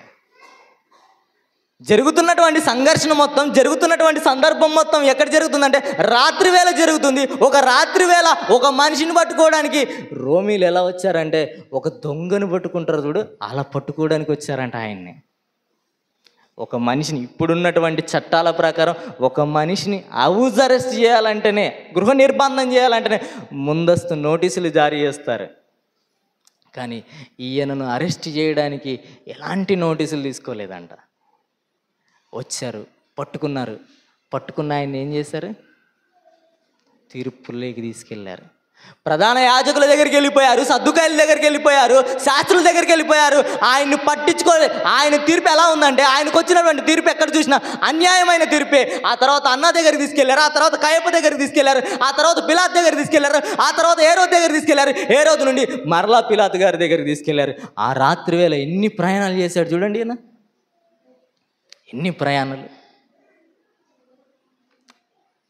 ప్రయాణం చేస్తున్న ప్రతిసారి ఆయన ఏం చేశాడు? భోజనమే లేదు పాపం ఆ రాత్రి ఆయనకు. ఆయన భోజనము తినడానికి సిద్ధపడుతున్నప్పుడు, భోజనాన్ని భుజించడానికి సిద్ధపడుతున్నప్పుడు రోమీలు వచ్చి పట్టుకున్నారు. ఆ పట్టుకున్న ఆ క్షణం నుండి ఆయన్ని తీర్పు కోసం తీసుకెళ్తూనే ఉన్నారు. ఎంత జీవితం చూడండి యేసుప్రభు దేవుని జీవితం. ఫిలిప్పీ రాసిన పత్రికలు ఏమంటాడంటే, ఆయన దేవునితో సమానంగా ఉండుట విడిచిపెట్టని కూడని భాగ్యమని ఎంచుకొనక దాసుని స్వరూపంను ధరించుకొని భూమి మీదకి వచ్చాడు ఆయన. ఆ దాసుని స్వరూపంలో సిలువ మరణము పొందినంతగా తన్ను తాను రిక్తునిగా చేసుకున్నాడు. సిలువ మరణానికి ఇప్పుడు యేసుప్రభు దేవుడు ఆహ్వానింపబడుతున్నాడు. నిజానికి చెప్పాలంటే రోమీల చట్టం కాదు, ఏ చట్టంలో అయినా సిలువ మరణం అనేది చాలా చాలా దారుణమైనది. ఈరోజు మనిషికి మరణశిక్ష, ఉరిశిక్ష ఎలాంటిదో అంతకంటే 1000 రెట్లు క్రూరాతి క్రూరమైన శిక్ష అది. అలాంటి ఇప్పుడు సిలువ చెంతకు ఎవరు వెళ్తున్నారు? యేసుప్రభు వెళ్తున్నాడు. యేసుప్రభుల వారిని గెత్సెమనే తోట నుండి తీసుకెళ్ళారు, సిలువ దగ్గరికి తీసుకెళ్తారు. ఇప్పుడు సిలువ ఎక్కడుంది? సిలువ ఎక్కడుంది? మీరు మాట్లాడే దగ్గర కనీసం నోరు తెరిచి మాట్లాడండి. జియోడు సిమ్ ఫ్రీగా ఇచ్చినాడని ఎంత అపరిమితంగా మాట్లాడుతున్నారు. నేను కూడా ఫ్రీనే ఇచ్చిన, మాట్లాడండి. ఎక్కడ సిలువ ఉంది? గొల్గోతా కొండ దగ్గరికి. ఇప్పుడు తీర్పు ఎక్కడ జరిగింది? పిలాతు దగ్గర జరిగింది. పిలాతు దగ్గర నుండి ఇప్పుడు గొల్గోతా కొండకి తీసుకెళ్ళాలి. జనరల్గా మనిషిని ఎలా తీసుకెళ్ళాలంటే, అక్కడ ఒంటెలు కానీ లేదంటే గుర్రాలు కానీ ఏమన్నా రథాలు ఉంటే అలా తీసుకెళ్ళాలి. ఈయన అలా తీసుకెళ్ళలేదు. ఒక పశువుని ఈడ్చుకొని పోతే ఎలా ఈడ్చుకొని పోతారో ఈ దేవుణ్ణి అలా తీసుకెళ్ళిపోయారంట. ఎంత బాధ చూడండి. ఆయన అందం ముందు ప్రపంచంలో ఎవడు అందంగా కనబడడు. ఆయన సొగసు ముందు ఎవడు కూడా సొగసు ఆయన కనబడదు. ఆయన మాటలో కానీ, ఆయన ప్రవర్తనలో కానీ, ఆయన జీవితంలో కానీ ఎవరు కూడా ఆయనతో సమానుడైన వారు లేరు. అలాంటి ఆయన్ని ఏం చేస్తున్నారంట? తీసుకెళ్ళిపోతున్నారు. పశువుని తీసుకెళ్ళడానికే మనం 10 సార్లు ఆలోచించుకుంటాం కదా. పశువుని తీసుకెళ్ళడానికి 1కి 2 సార్లు 3 సార్లు 4 సార్లకు ఆలోచించి పశువుని తీసుకెళ్తాం. అలా తీసుకెళ్ళడానికి ఆ మహాదేవుణ్ణి అలా తీసుకెళ్ళిపోయారంట. తీసుకెళ్తున్నప్పుడు ఆయన ఎన్ని మాటలు అన్నారంట తెలుసా? అనరాని మాటలల్లా అంటున్నారంట.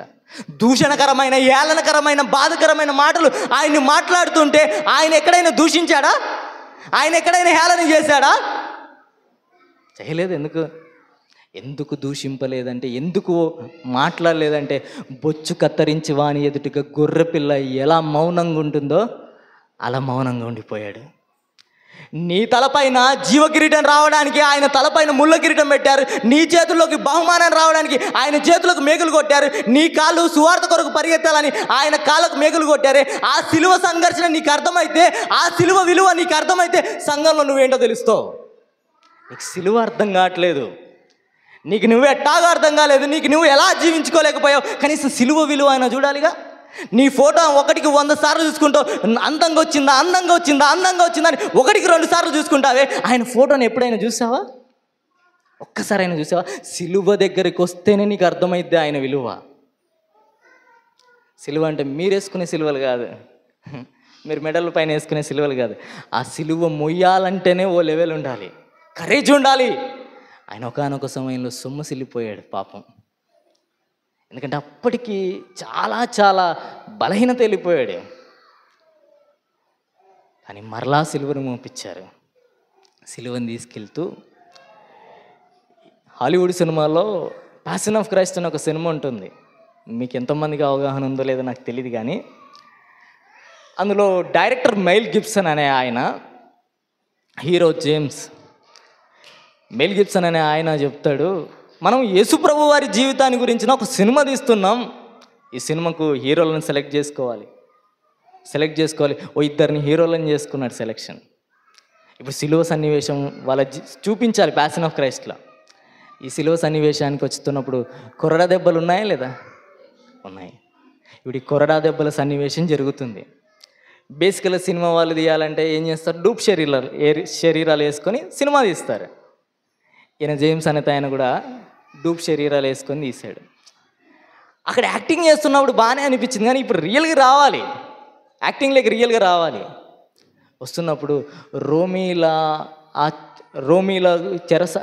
యొక్క ఆ కొలను లేదంటే రోమీల యొక్క చిలకల మన ఊర్లో అలా కొరడ తీసుకున్నారు. ఆ కొరడ తీసుకొని జేమ్స్ గారిని కొట్టారంట. ఒకటే దెబ్బకి ఆయన విలవిలలాడిపోయాడు. ఒకటే దెబ్బకి 1 నెల మంచం పట్టాడు. వెళ్ళి అడిగాడంట మేల్ గిబ్సన్, సినిమా చేస్తారా లేదా, కొంచెం మీరు ఇబ్బంది ఉంది కదా అంటే జేమ్స్ ఉండి అన్నాడంట, కాదు బ్రదర్, ఒకటే దెబ్బకే నా శరీరము ఇంత విలవిలలాడిపోయింది, నా శరీరంలో ఉన్నటువంటి ప్రతి అవయవము గజగజ వణికిలాడుతుంది. 39 కొరడా దెబ్బలు ఆయన ఎలా భరించాడు జేమ్స్, ఆయన ఎలా భరించాడు గిబ్సన్ అని జేమ్స్ అడిగాడంట. ఎన్ని కొరడా దెబ్బలు? 39 కొరడా దెబ్బలు. కొరడా దెబ్బకు మాంసపు ముద్ద ఇలా బయటికి వస్తున్నప్పుడు, రక్తము అనేది ఇలా బయటకు వస్తున్నప్పుడు, ఆ కొరడా సన్నివేశం కొడుతున్న వాళ్ళు ఇంత హింస లేకుండా, ఇంత ఆలోచన లేకుండా, ఇంత వివక్ష లేకుండా కొడుతున్నారు. కనీసం చూస్తున్న వారి హృదయాలన్న మారాలిగా. మీ హృదయాలను అడుగుతున్నాను, మీకోసమే కదా కలువరిగిరిలో ఆయన రక్తాన్ని గార్చింది. మీరు రొట్టెని తీసుకుంటున్నప్పుడు, మీరు ద్రాక్షారసం తీసుకుంటున్నప్పుడు ఆయన ఏమన్నాడు? నన్ను జ్ఞాపకం చేసుకున్నాడు. జ్ఞాపకం చేసుకోండి. మనం ఆయన్ని జ్ఞాపకం చేసుకుంటున్నామా? 39 కొరడా దెబ్బలు తింటున్నప్పుడు, 39 శరీర భాగాలు ఇలా బయటకు వస్తున్నప్పుడు ఆయన ఎంత విలయ వేదన అనుభవించుంటాడు చూడండి. ఆయన ఎంత విలయ వేదన అనుభవించుంటాడు. ఆ విలయ వేదనే మనకు అర్థమైతే, ఆ సిలువ కన్నీరే నీకు అర్థమైతే, నా జీవితాలకు అర్థమైతే, మన జీవితాలు మార్చుకుంటాం ప్రియమైన వారలారా. మన జీవితాలు మార్చుకుంటాం. ఇంకా ఆ మలినంతో, ఇంకా పాపము చేత, ఇంకా అనాలోచితమైన ఆలోచనతో మన జీవితాలు గడుపుకుంటున్నాం. కానీ ఆయన రక్తం చేత నేను అభిషేకింపబడితే, ఆయన రక్తమే నా జీవితానికి శరణ్యం అనుకుంటే పాపానికి మనం దాసులం కాము. ఇంకా మన జీవితంలో పాపం ఉందంటే ఇంకా ఆయన సిలువ నీకు అర్థం కాలేదు. ఆయన రక్తం విలువ నీకు అర్థం కాదు. మన దోషములను బట్టి, మన అతిక్రమణను బట్టి, మన అవిధేయతను బట్టి ఆయన సిలువలో మరణించాడు. ఆ మరణం నా జీవితాలను చూసుకోవాలి.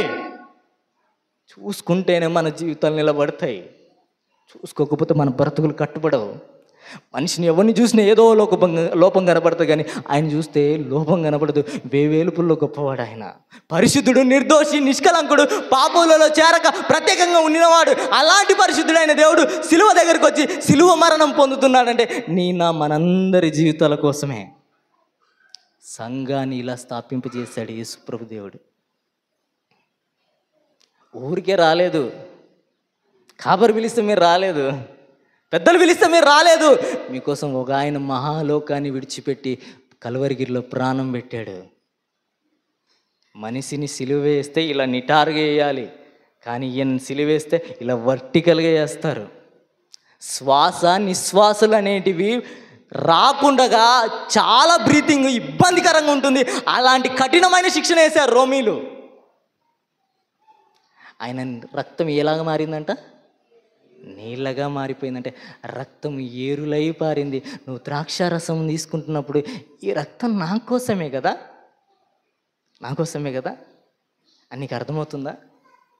ఒక రొట్టెను తయారు చేసుకోవడానికి మీరు ఎన్ని దెబ్బలు కొడతారో, ఆయన విలువైన దేహం, అందమైన దేహం, ఒక పొలాన్ని నాగటి పెట్టి ఎలా దున్నుతారో అలా దున్నినప్పుడు ఆయన శరీరానికి గుర్తుగా నీ కళ్ళ ముందుకు వచ్చింది ఏంది? రొట్టె విలువ తెలియకుండా మీరు పుచ్చుకుంటున్నారేమో. రొట్టె వెనకాల నీ కోసం ఒక ఆయన కలువరిగిరిలో తన శరీరాన్ని మొత్తం నీ కొరకు అర్పించాడు. మీరు మనిషి మరణిస్తే ఎలా చూస్తారు చెప్పండి? ఒకవేళ ఒక మనిషి మరణించినాడు అనుకోండి, మీరు ఎలా చూస్తారు? ఇటు ఏలు పెట్టి చూస్తారు, లేదంటే శ్వాసం చూస్తారు. యేసుప్రభుల వారిని మరణించాడు లేదని చూసింది ఎలా చెప్పండి? ప్రక్కలో బల్లెపు పోటు పొడిశారు. మన హృదయం ఇంతగా చెడిపోయింది చూడండి. మన జీవితాలు, మన హృదయాలు వెలుగుకరమైన జీవితాలు లేకపోవడాన్ని బట్టి ఆయన హృదయంలో ప్రక్కలో బల్లెపు పోటు పొడిశారు. ఆ బల్లెపు పోటు పొడిచింది ఆనాడు రోమీలైతే, ఇప్పటికి కూడా ఆయన బహాటంగా సిలువేస్తున్న వాళ్ళం మనమే. మన పాపంలే కదా, మన పాపంలే, మన అతిక్రమంలే, మన దోషములే. ఎంతకాలం ఇంకా ఇలానే ఉంటాం? ఎంతకాలం ఇలాంటి మలినమైన జీవితాలతో జీవిస్తాం? ఎంతకాలం ఇలాంటి పాప జీవితంతో బ్రతుకుతాం? పాపం నుండి ఎప్పుడు విడుదల కలుగుతుంది? మన ఇంట్లో భర్త రక్షింపబడితే భార్య రక్షింపబడదు, భార్య భర్తలు ఇద్దరు రక్షింపబడితే పిల్లలు రక్షింపబడట్లేవే. అసలు మన కుటుంబ విలువ మనకేమైనా అర్థమవుతుందా? సిలువ విలువ మనకేమైనా అర్థమైందా? రక్షణలోకి రావాలి. నువ్వు రక్షణ రాకుండా ఈడ పాట వాడినా, రక్షణలోకి రాకుండా నువ్వు ఈడ ప్రార్థన చేసినా, రక్షణలోకి రాకుండా నువ్వు వాక్యం చెప్పినా దేవుడు అంటాడు నేను యాక్సెప్ట్ చేయను అంటాడు. ఇక్కడ పాడేవాళ్ళు గమనించుకోవాలి, మీకు రక్షణ లేకపోతే. ఇక్కడ వాక్యం చదివేవాళ్ళు ఆలోచించుకోవాలి, రక్షణ లేకపోతే. రక్షణ ఉండాలి. రక్షణ లేకుండా మనం ఏ దేవుని కార్యక్రమం చేసినా అది ఫలభరితమైనది కాదు. గొల్గోతా కొండ అనేది ఊరి బయట ఉంటుంది, ఊరి బయట ఉంటుంది, ఊరి గవిని వెలుపట.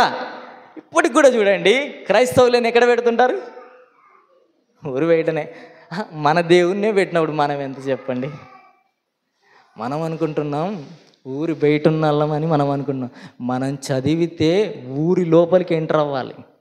మన చదువులే మనల్ని నిలబెడతాయి. చదువునెప్పుడు ఆలస్యం చేయకండి, చదువునెప్పుడు నిర్లక్ష్యం చేయకండి. మన తల్లిదండ్రులు ఎలాగూ చదవలేక బానిసలుగా బతికారు, దాసులుగా బ్రతికారు, చేతులు కట్టుకొని జీవించినారు. మనం అలా ఉండకూడదు. అందుకే నేను బతికినట్టుగా వాళ్ళు బతకూడదని మనకు చదివిస్తున్నారు. మనం చదివితే ఊరిలో నిలబడేంతగా చదవాలి. దానికంటే పని చేసుకోవడం మేలు అలా చదవకపోతే. ఇప్పుడు యేసుప్రభుల వారిని ఏం చేశారు? ఊరి గవిని వెలుపట సిలువ వేశారు. ఇప్పుడు చదువుతాం మత్తయి గారు రాసిన సువార్త 21వ అధ్యాయము 38వ వచనం. మత్తయి గారు రాసిన సువార్త 21వ అధ్యాయం 38వ వచనం. ఆయనను ఆ కాపులు కుమారుని చూచి ఇతడు వారసుడు, ఇతన్ని చంపి ఇతని స్వాస్థ్యము తీసుకుందాము రండని తమలో తాము చెప్పుకొని అతన్ని పట్టుకొని ద్రాక్ష తోట వెలుపట పడవేసి చంపేశారు అన్నాడు. ఇప్పటికీ చంపుతున్నాం మనం. ఇప్పుడు ద్రాక్ష తోట యజమానుడు ఏం చేస్తాడు చెప్పండి? మీరు యజమానులైతే మీ కుమారుని ఎవరైనా చంపితే మీరేమంటారు చెప్పండి? మీ ఫీలింగ్? నో మోర్ కామెంట్సా? పగ తీర్చుకుంటారా? అలా జరగలేదు. దాన్నే పేతురు గారు ఏమని మాట్లాడతారంటే అపోస్తుల కార్యములు 3వ అధ్యాయము, అపోస్తుల కార్యములు 3వ అధ్యాయము 14వ వచనం. మీరు పరిశుద్ధులను నీతిమంతుడనైన వాడిని నిరాకరించి నరహంతకుడైన మనుషుణ్ణి మీకు అనుగ్రహింపమని అడిగితే మీరు జీవాధిపతిని చంపితిరి. మీరు చంపారు, మీరే సిలువకేశారు, మీరే మేకులు కొట్టారు, మీరే ఆయన అనరాని మాట్లాడినారు, మీరే దూషించారు. మీరు ఎంతగా బాధపరిచారంటే ఆయన వస్త్రపు చెంగుని తీసేసేంతగా బాధ పెట్టారు ఆయన్ని. మీరే చంపారంటే వారి జీవితాల్లో జీవాధిపతిని మేము చంపామా అని వారి హృదయములో నొచ్చుకొని పేతురు గారి ప్రసంగం విని 3000 మంది సంఘంలోకి వచ్చారు. ఆరంభ సంఘం, ఒక్క ప్రసంగానికి సంఘమే ఏర్పడితే ఎన్ని ప్రసంగాలు వినట్లేదు మన జీవితంలో. ప్రసంగం వింటున్నా ఒక్కసారైనా మన మార్పు గురించి ఆలోచించుకుంటున్నామా? ఒక్కసారి మధ్యాహ్నం వెళ్ళి ఆలోచించు. మన దేవుడు ఏం చేశాడంట? మరణానికి ఈయన లెటర్ రాశాడు. రా, నేను మరణాన్ని జయించాను, మరణం తర్వాత మరో జీవితం ఉంది, ఆ జీవితం పరలోకం. ఆ పరలోకానికి వెళ్ళాలంటే ఈ భూమి మీద మార్గదర్శకుడు యేసు ప్రభు దేవుడు. ఆ దేవుణ్ణి నువ్వు నమ్మాలి. అందుకే ఆయన ఏమన్నాడు? నేనే మార్గము, నేనే సత్యము, నేనే జీవము, నా ద్వారానే వెళ్ళాలి. ఆ ద్వారం లేని జీవితాలు ఉన్నాయి చూడండి. మీకు రూట్ మ్యాప్ తెలియకపోతే మీరు ఎంత ప్రయాణం చేసినా ఏం లాభం చెప్పండి? మ్యాప్ తెలియాలి మైండ్లో. పరలోకానికి మార్గం ఒకటి ఉంది, మరణం తర్వాత మరో జీవితం ఉంది. ఆ జీవితానికి వెళ్ళాలంటే నేను యేసు ప్రభుల వారనే ఆ మహారక్షకుని నా జీవితంలోకి ఆహ్వానించాలి. మీకు ఇంకో విషయం చెప్తాను. యేసు ప్రభుల వారు హృదయం అనే తలుపు దగ్గర ఉండి తట్టుతున్నాడా లేదా? ఎన్ని సంవత్సరాలు అయిందండి? 1 సంవత్సరమా? 2 సంవత్సరాలా? వయసు అవగాహన వచ్చేంత వరకు కూడా తడుతున్నాడు. మిమ్మల్ని ఇంకోసారి కూడా అడుగుతున్నాను, మీ ఇంటికి బిచ్చగాళ్ళు వస్తుంటారా? బిచ్చగాడు బయట ఉండి అమ్మ ఆహారం ఉంటే ఆహారం, దానం ఉంటే ఏదైనా దానం అని అడిగాడా? మీరేం చేశారు చెప్పండి? లోపల ఇంట్లో ఉన్నోళ్ళు బయటికి వచ్చి దానం చేశారా లేదా? నీ దగ్గర కూడా నీ దేవుడు నీ పర్మిషన్ అడుగుతున్నాడు. హృదయం అనే తలుపు తెరుచుకోమ్మా. నువ్వు బిచ్చగాడిగా అంత విలువ ఇచ్చావు కదమ్మా, అంత విలువ ఇచ్చినాడు దాను నీకోసం ప్రాణం పెట్టిన నాదుని నీ హృదయం అనే తలుపు దగ్గర ఉండి నీ పర్మిషన్ అడుగుతున్నాడు. చూడండి, బిచ్చగాడికున్న విలువ కూడా మన దేవుడికి మనం ఇయ్యట్లేదు. చూడండి, ఆయన వచ్చి నీ హృదయాన్ని ఎన్నో మార్లు తడుతూ తడుతూ తడుతూ అరే మారండి మారండి జీవితాలు మార్చుకోండి అని ఆయన ఎన్నో మార్లు నా హృదయాలను తట్టుతుంటే కూడా మనం ఎందుకు ఆయన్ని ధిక్కరించి వెళ్ళిపోతున్నాం? చూడండి, నీకోసం మరణం ఎక్కాడు తెలుసా, నీకోసం సిలువను భరించాడు తెలుసా, నీకోసం మహాలోకాన్ని విడిచిపెట్టి భూమి మీద ఒక మహారాజుగా ఉండవలసినటువంటి ఆయన మట్టి మనిషిగా బ్రతికి మట్టి మనిషిగా జీవించి మహిమలోకం కోసం నీకు వారసత్వం ఇవ్వడానికి నిన్ను ఆశీర్వదించడానికి ఆయన ఇంత తగ్గింపు ఉంటుంటే మన జీవితంలో ఎందుకు ఆయనే లేడు? చూడండి, హృదయం మన దగ్గరికి ఇన్నిసార్లు తడుతున్నా నువ్వు పట్టించుకోకపోతే ఎలా? నీకోసం సిలువ మరణం పొంది ఆయన ఏం చేశాడు? పునరుద్ధానం అయ్యాడు. క్రైస్తవుడి నిరీక్షణ ఎప్పుడు దేని మీద ఆధారపడి ఉంటుందంటే జననం మీద ఆధారపడలేదు, ఆయన బ్రతుకు మీద ఆధారపడలేదు. క్రైస్తవుడి నిరీక్షణ నేను మరణించిన తర్వాత ఒకరోజు పునరుద్ధానం ఉంది. అందుకే పౌలు గారు ఏమంటాడంటే, ఓ మరణమా నీ విజయం ఎక్కడ, ఓ మరణమా నీ ముళ్ళు ఎక్కడ? మరణపు ముళ్ళును విరిచినటువంటి మహాదేవుడు ఈ దేవుడు మరణాన్ని ఆలింగనం చేసుకున్నాడు. ఈ రాజు నిన్ను రాజుగా చేయడానికి. మరణం అన్నదంట, నేను ప్రపంచంలో ఎవరినైనా ఓడించాను కానీ యేసు ప్రభువు దేవుడనే ఆ మహాదేవుణ్ణి నేను ఓడించలేకపోయాను. సమాధి భయపడిపోయింది. అసలు ఎన్ని గంటలప్పుడు చీకటి కావాలి? జనరల్గా చీకటి ఎప్పుడు అవ్వాలి? 6 తర్వాత. ఎన్ని గంటలప్పుడు చీకటి అయింది చెప్పండి? మిట్ట మధ్యాహ్నం వేళ సూర్యుడు అదృశ్యుడు ఆయనంట. నాకు తెలియక ఆలోచిస్తుంటాను అప్పుడప్పుడు, ఏమీ తెలియని ప్రకృతి అలాంటి సన్నివేశం చూడక తట్టుకోలేకపోయిందే. అన్నీ తెలుసు కదా మనకి, మంచి ఏదో తెలుసు, చెడేదో తెలుసు, ఇది తప్పని తెలుసు, ఇది పాపం అని తెలుసు, ఇది పాపానికి ఇచ్చేది, పాపం వల్ల నా జీవితం మరణానికి వెళ్తుందని ఇవన్నీ తెలుసు కదా. మరి అయినా పాపం జోలికి వెళ్తున్నామంటే ఏమనాలి చెప్పండి? ఎల్ఐసి ఉందని ధీమాగా బతుకుతున్నారా ఏంటి? రాదు. మీ బీమా మీరు చచ్చిపోయిన తర్వాత మీ ఇంట్లోకి ఉపయోగపడుతుంది కానీ మీరు బాప్టిజం అనే రక్షణ మీరు చనిపోయిన తర్వాత కూడా మీ కుటుంబానికి రక్షణగా మిగులుతుంది. మీరు అది నిర్లక్ష్యం చేస్తే ఎట్లా? మీరు అది ఆలోచించుకోకపోతే ఎట్లా? మీరు ఎంత ప్రయాణం చేసినా, మీరు ఎంత దూరం వెళ్ళినా, మీరు వెళ్ళవలసిన గమ్యస్థానం మీరు తెలియకపోతే ఎలా ప్రయాణం? తెలియాలి మన గమ్యస్థానం. ఒకరోజు నేను మరలా చెంతకెళ్ళాలి. ఆయన ఉండే చోటు పరలోకం. మీరు పరలోకానికి నేను వెళ్తానన్న గ్యారెంటీ ఉందా? ఎవ్వరికి లేవు. ఎందుకంటే మన మాటల్లో, మన క్రియల్లో, మన చేతల్లో మనం చాలామందిని ఇబ్బంది పెడతాం.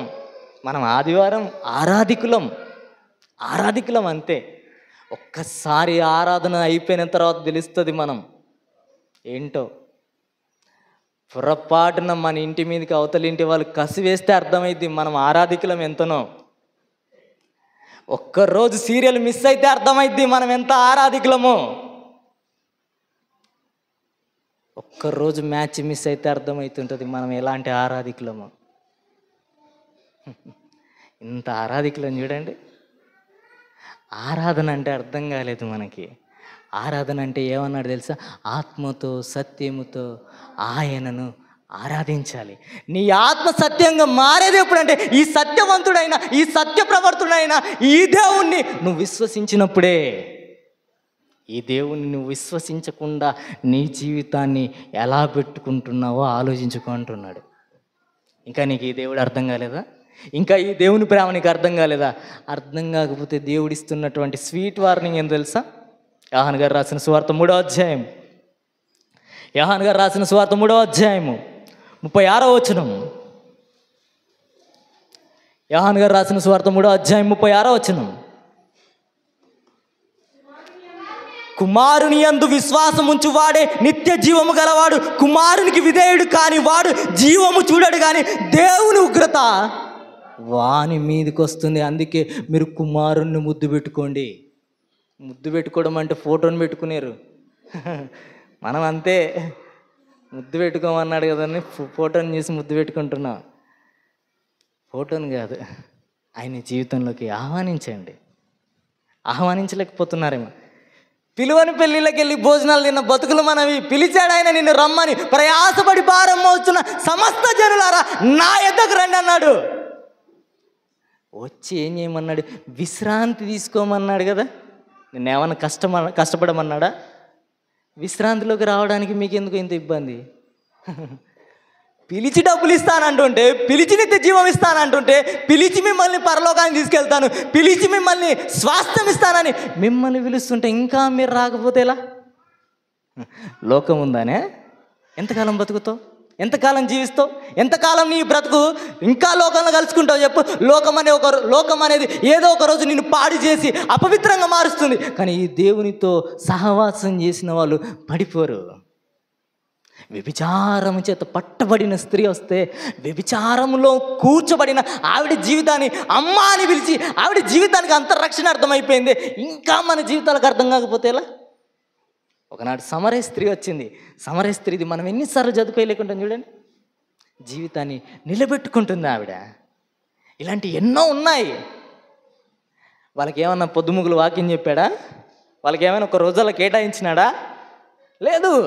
ఒక్క మాట మనిషిని ఇంతగా నిలబెడితే మన ఆయుష్కాలం, నా వయసును బట్టి, నాకు కొంచెం వయసు ఉంది కాబట్టి నా వయసును బట్టి ఎన్నో మాటలు నా జీవితాన్ని కూడా ఇంకా మార్చకపోతే ఎలా? మీ జీవితాలను కూడా ఆలోచించుకోవాలి. మీరు మార్చుకోకపోతే ఏమొస్తుందంట?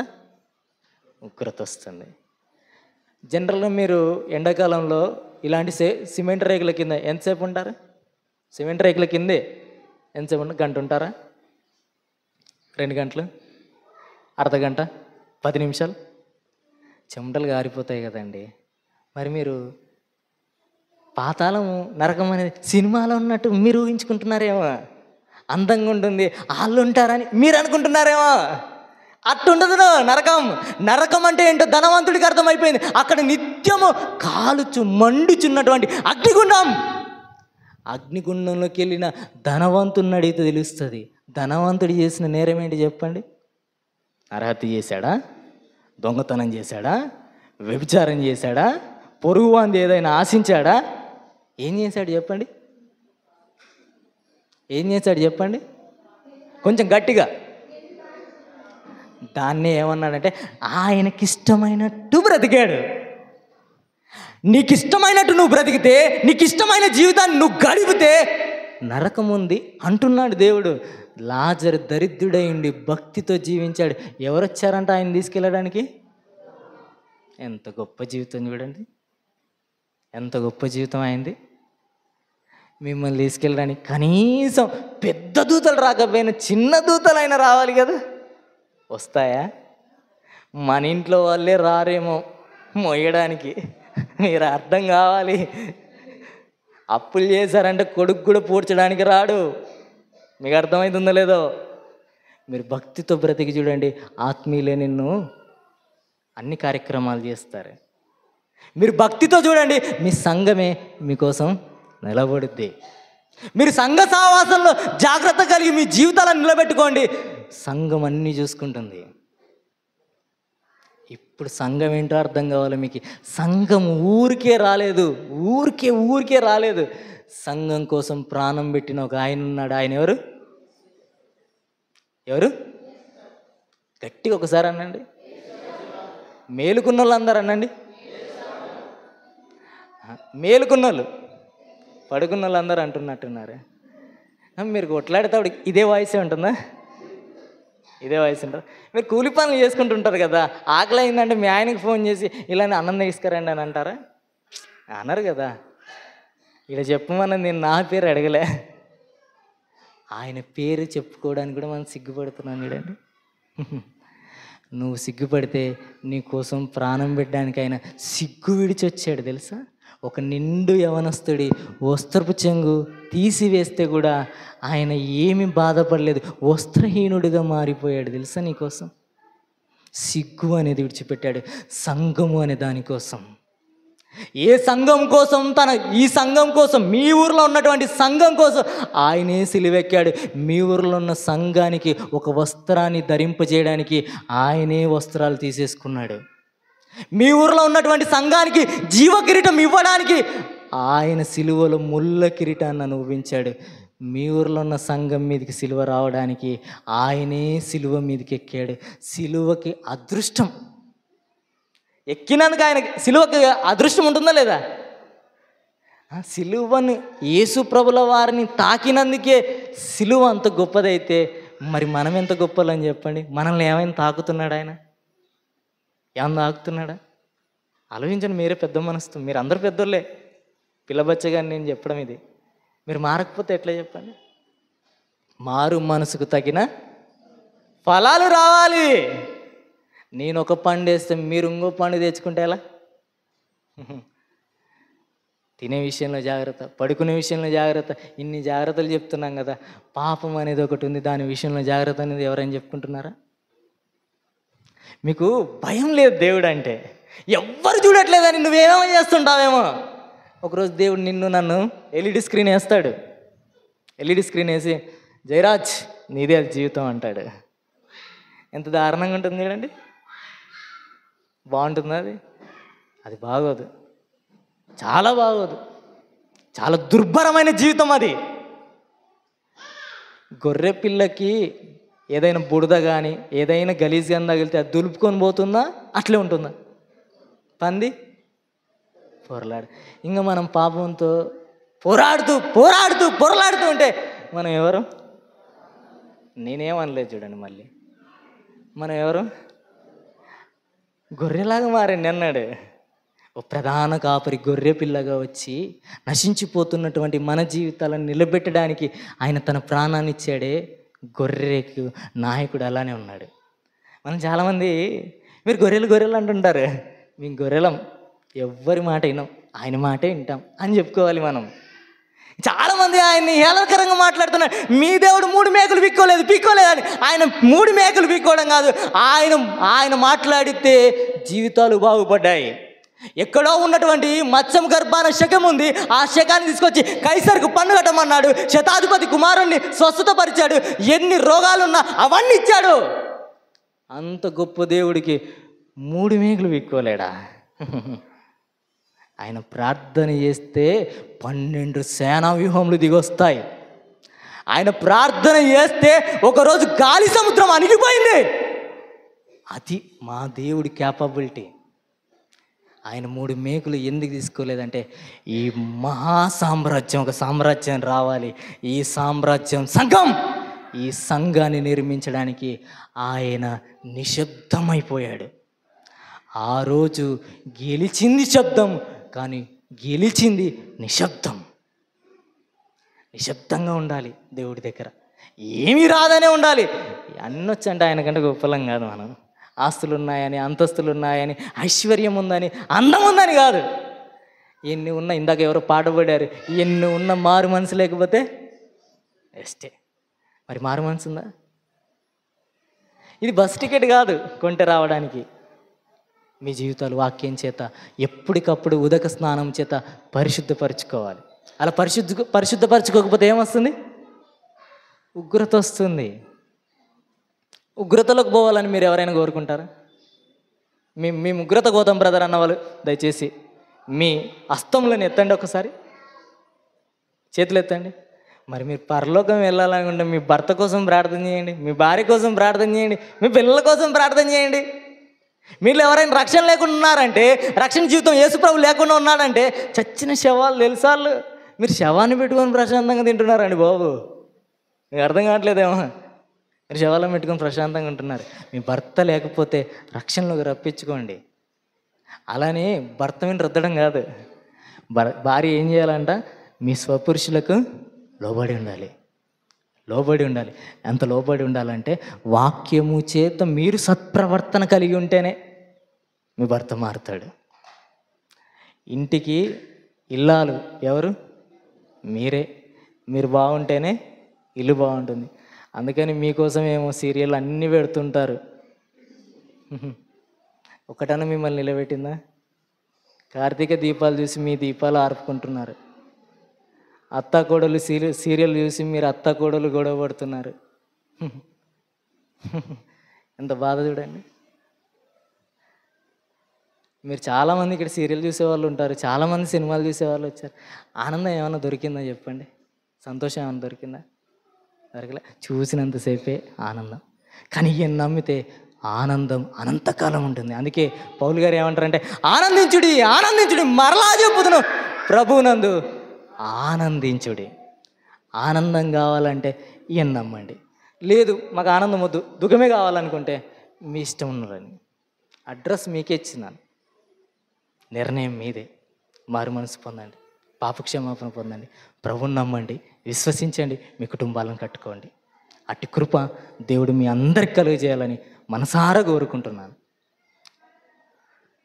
చిన్న ప్రార్థన చేసుకొని మిగతా సమయాన్ని దైవజనులకు అప్పచెప్తాం.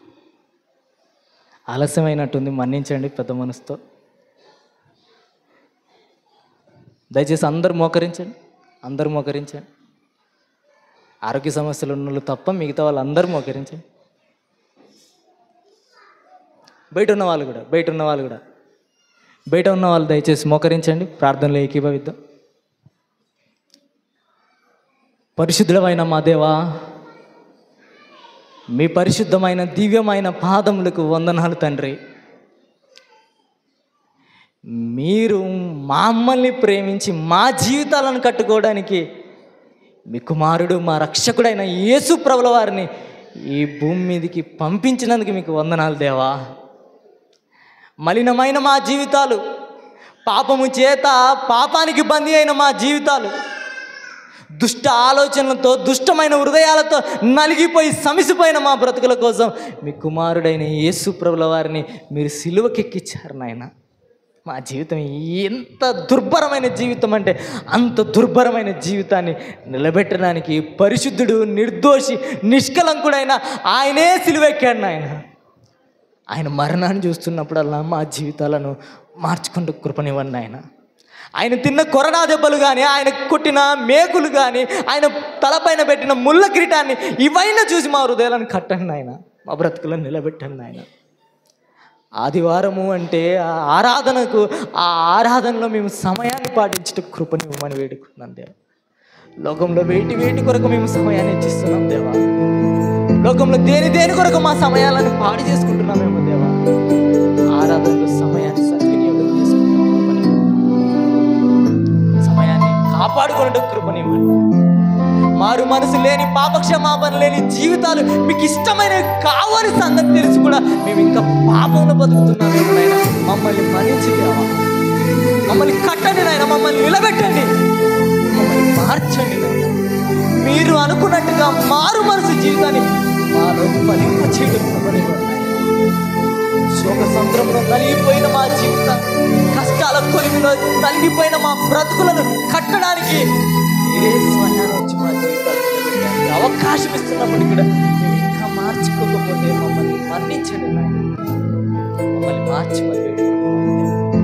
పాపానికి మేము బానిసలుగా మారకుండా, పాపానికి మేము దాసులుగా మారకుండా నీతికి దాసులై నీతి క్రియలను పొందుకొని వేడుకుంటున్నాం. మీ గ్రంథంలో మీరు రాయించుకున్నటువంటి ప్రతి మాటలో క్రీస్తు యేసు దేవుని రక్తం కనపడుతుంది ఆయన. ఆ రక్తాన్ని చూసినప్పుడైనా మా జీవితాన్ని, రక్తాన్ని పరిశుద్ధపరచుకుంటూ కృపనివ్వండి.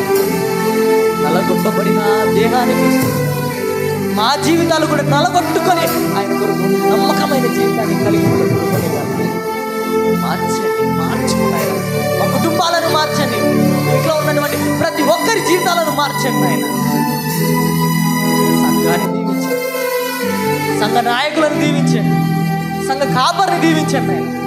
సంఘంలో నివసిస్తున్నటువంటి, సంఘంలో ఆరాధిస్తున్నటువంటి ప్రతి బిడ్డను దీవించండి ఆయన. మరి ముఖ్యంగా నేను యవ్వన బిడ్డల కోసం ప్రార్థన చేస్తున్నాం దేవా. వారి జీవితాలను మార్చండి ఆయన, వారి బ్రతుకులను మార్చండి.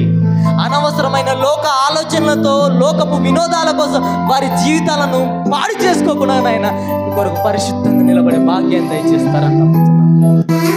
మంచిగా చదువుకున్నట్టు కృపనివ్వండి ఆయన, ఉన్నతమైన స్థాయిలో ఉన్నట్టు కృపనివ్వండి ఆయన. సమాజం మమ్మల్ని వెక్కిరించి ఏళని చేసి ఊరి బయటికి పంపించింది నాయన. ఊరిలోకి వెళ్ళి సమాజాన్ని నోరు మూయించేంత చదువుకు కృపనివ్వండి ఆయన. ఆయన మరి ముఖ్యంగా నాయన ప్రయాణాల్లో ఉంటున్నటువంటి వారిని బట్టి వందనాలు తండ్రి. వారి ప్రయాణాలను దీవించండి నాయన, ఊరిని దీవించండి, ఊరిలో జీవిస్తున్నటువంటి ప్రతి ప్రజల్ని దీవించండి నాయన. వారు చేస్తున్నటువంటి వ్యవసాయ పనులను దీవించండి. వారికి సహాయం చేస్తున్నటువంటి ప్రతి ఒక్కరిని దీవించండి. పశు సంపదను దీవించండి. కుటుంబాలను ఆశీర్వదించండి నాయన. మరి ముఖ్యంగా నాయన సంఘములో ఉన్న బిడ్డలకి పాపం నుండి విడుదల కలిగించేటట్టుగా కృపనివ్వండి. సంఘాన్ని దీవించండి. సంఘంలో ఏ ఏ అవసరతలు ఉన్నాయో అవన్నీ మీరు తీర్చిదిద్దారని నమ్ముతున్నాం తండ్రి.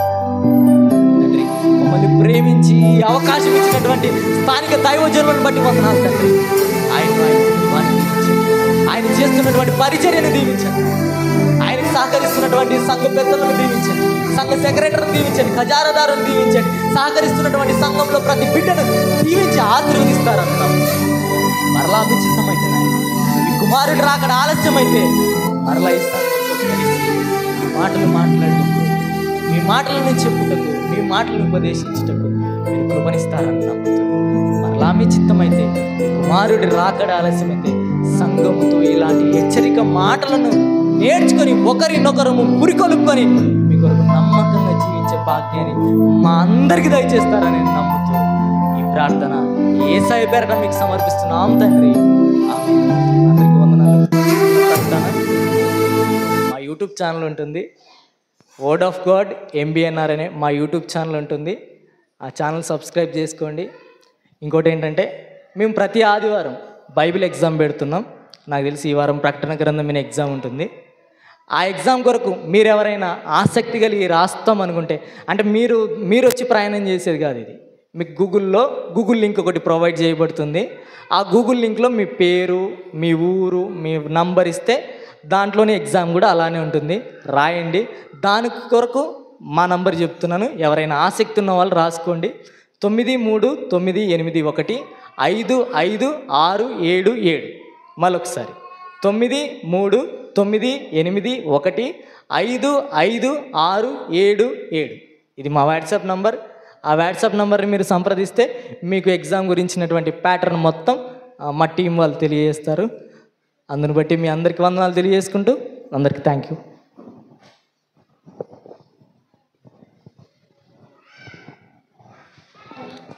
మంచిది. ప్రభునందు ప్రియ దేవుని సంగమా, ఇంతవరకు మన మధ్యలో సహోదరులు దేవుని వాక్యాన్ని పరిచయం చేశాడు. దేవుడు వారిని దీవించి ఇంకనూ ముందున్న పరిచర్య కొరకు ఆశీర్వదించి అభివృద్ధిపరచును గాక. మంచిది. అదేవిధంగా మన సంఘాన్ని ప్రేమించి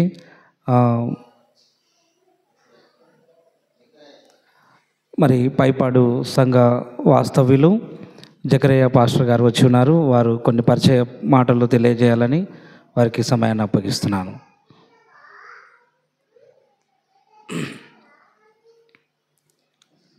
వారు వచ్చినటువంటి ప్రభు కార్యము తన గురించి కొన్ని పరిచయ మాటలు మాత్రమే తెలియజేయాలని మనం చేస్తున్నాను. సమయాన్ని దృష్టిలో ఉంచుకోవాలి. ఇప్పటికే 12:30 కావస్తుంది కనుక అయ్యగారి సమయాన్ని వాడుతున్నారు. హల్లెలూయా. అలవాటు ఉందమ్మా? లేదంటారా? ఈ మాట ఎక్కడుంది బైబిల్లో?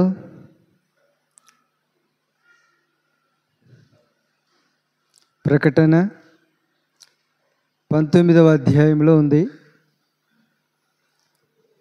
ముఖ్యంగా నాకు ఇచ్చిన సమయాన్ని బట్టి స్థానిక సంఘ కాపరి రెవరెండ్ మోషే గారికి, అదేవిధంగా స్థానిక సంఘ పెద్దలు, సెక్రటరీ, ఖజాందరులు, నాకు చాలా సంవత్సరముల నుండి పరిచయచితులైన యాకోబయ్య, స్త్రీల కమిటీ వారికి, కూడి వచ్చిన మీ అందరికీ కూడా ప్రత్యేకమైన వందనములు. అదేవిధంగా ఇంతవరకు మాట్లాడిన దైవ దాసులకు కూడా కొంచెం క్లారిటీ లేదు. వాస్తవానికి సమయం నాది కాదు. ఒప్పుకుంటారా? ఒప్పుకోరా? ఏదో వచ్చారు కాబట్టి 2 మాటలు చెప్పండి అంటారు, అంతే కదా. నేను కూడా రెవరెండ్ పాస్టర్ని. పౌల్ సార్ ఉన్నప్పుడు వచ్చాను, ఒకసారి పాస్టర్ లేడంటే వచ్చాను, ఇది 3వసారి. ఈరోజు కూడా మీ మధ్య నిలవడానికి ఏదో ఒక కారణం ఉంది. సంఘములో ఉంటే మీ మధ్య ఉండేవాడిని కాదు.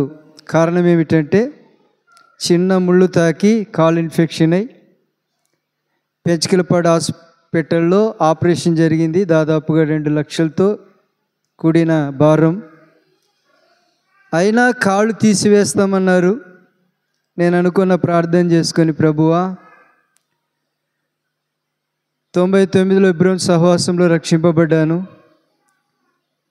2004 డిసెంబర్ 30 తారీఖు ఆ మధ్యలో దర్శనాన్ని పొంది 2005లో సేవకు వచ్చాను. సేవలో ఆగిపోకూడదంటే నేను లేచి నడవాలా.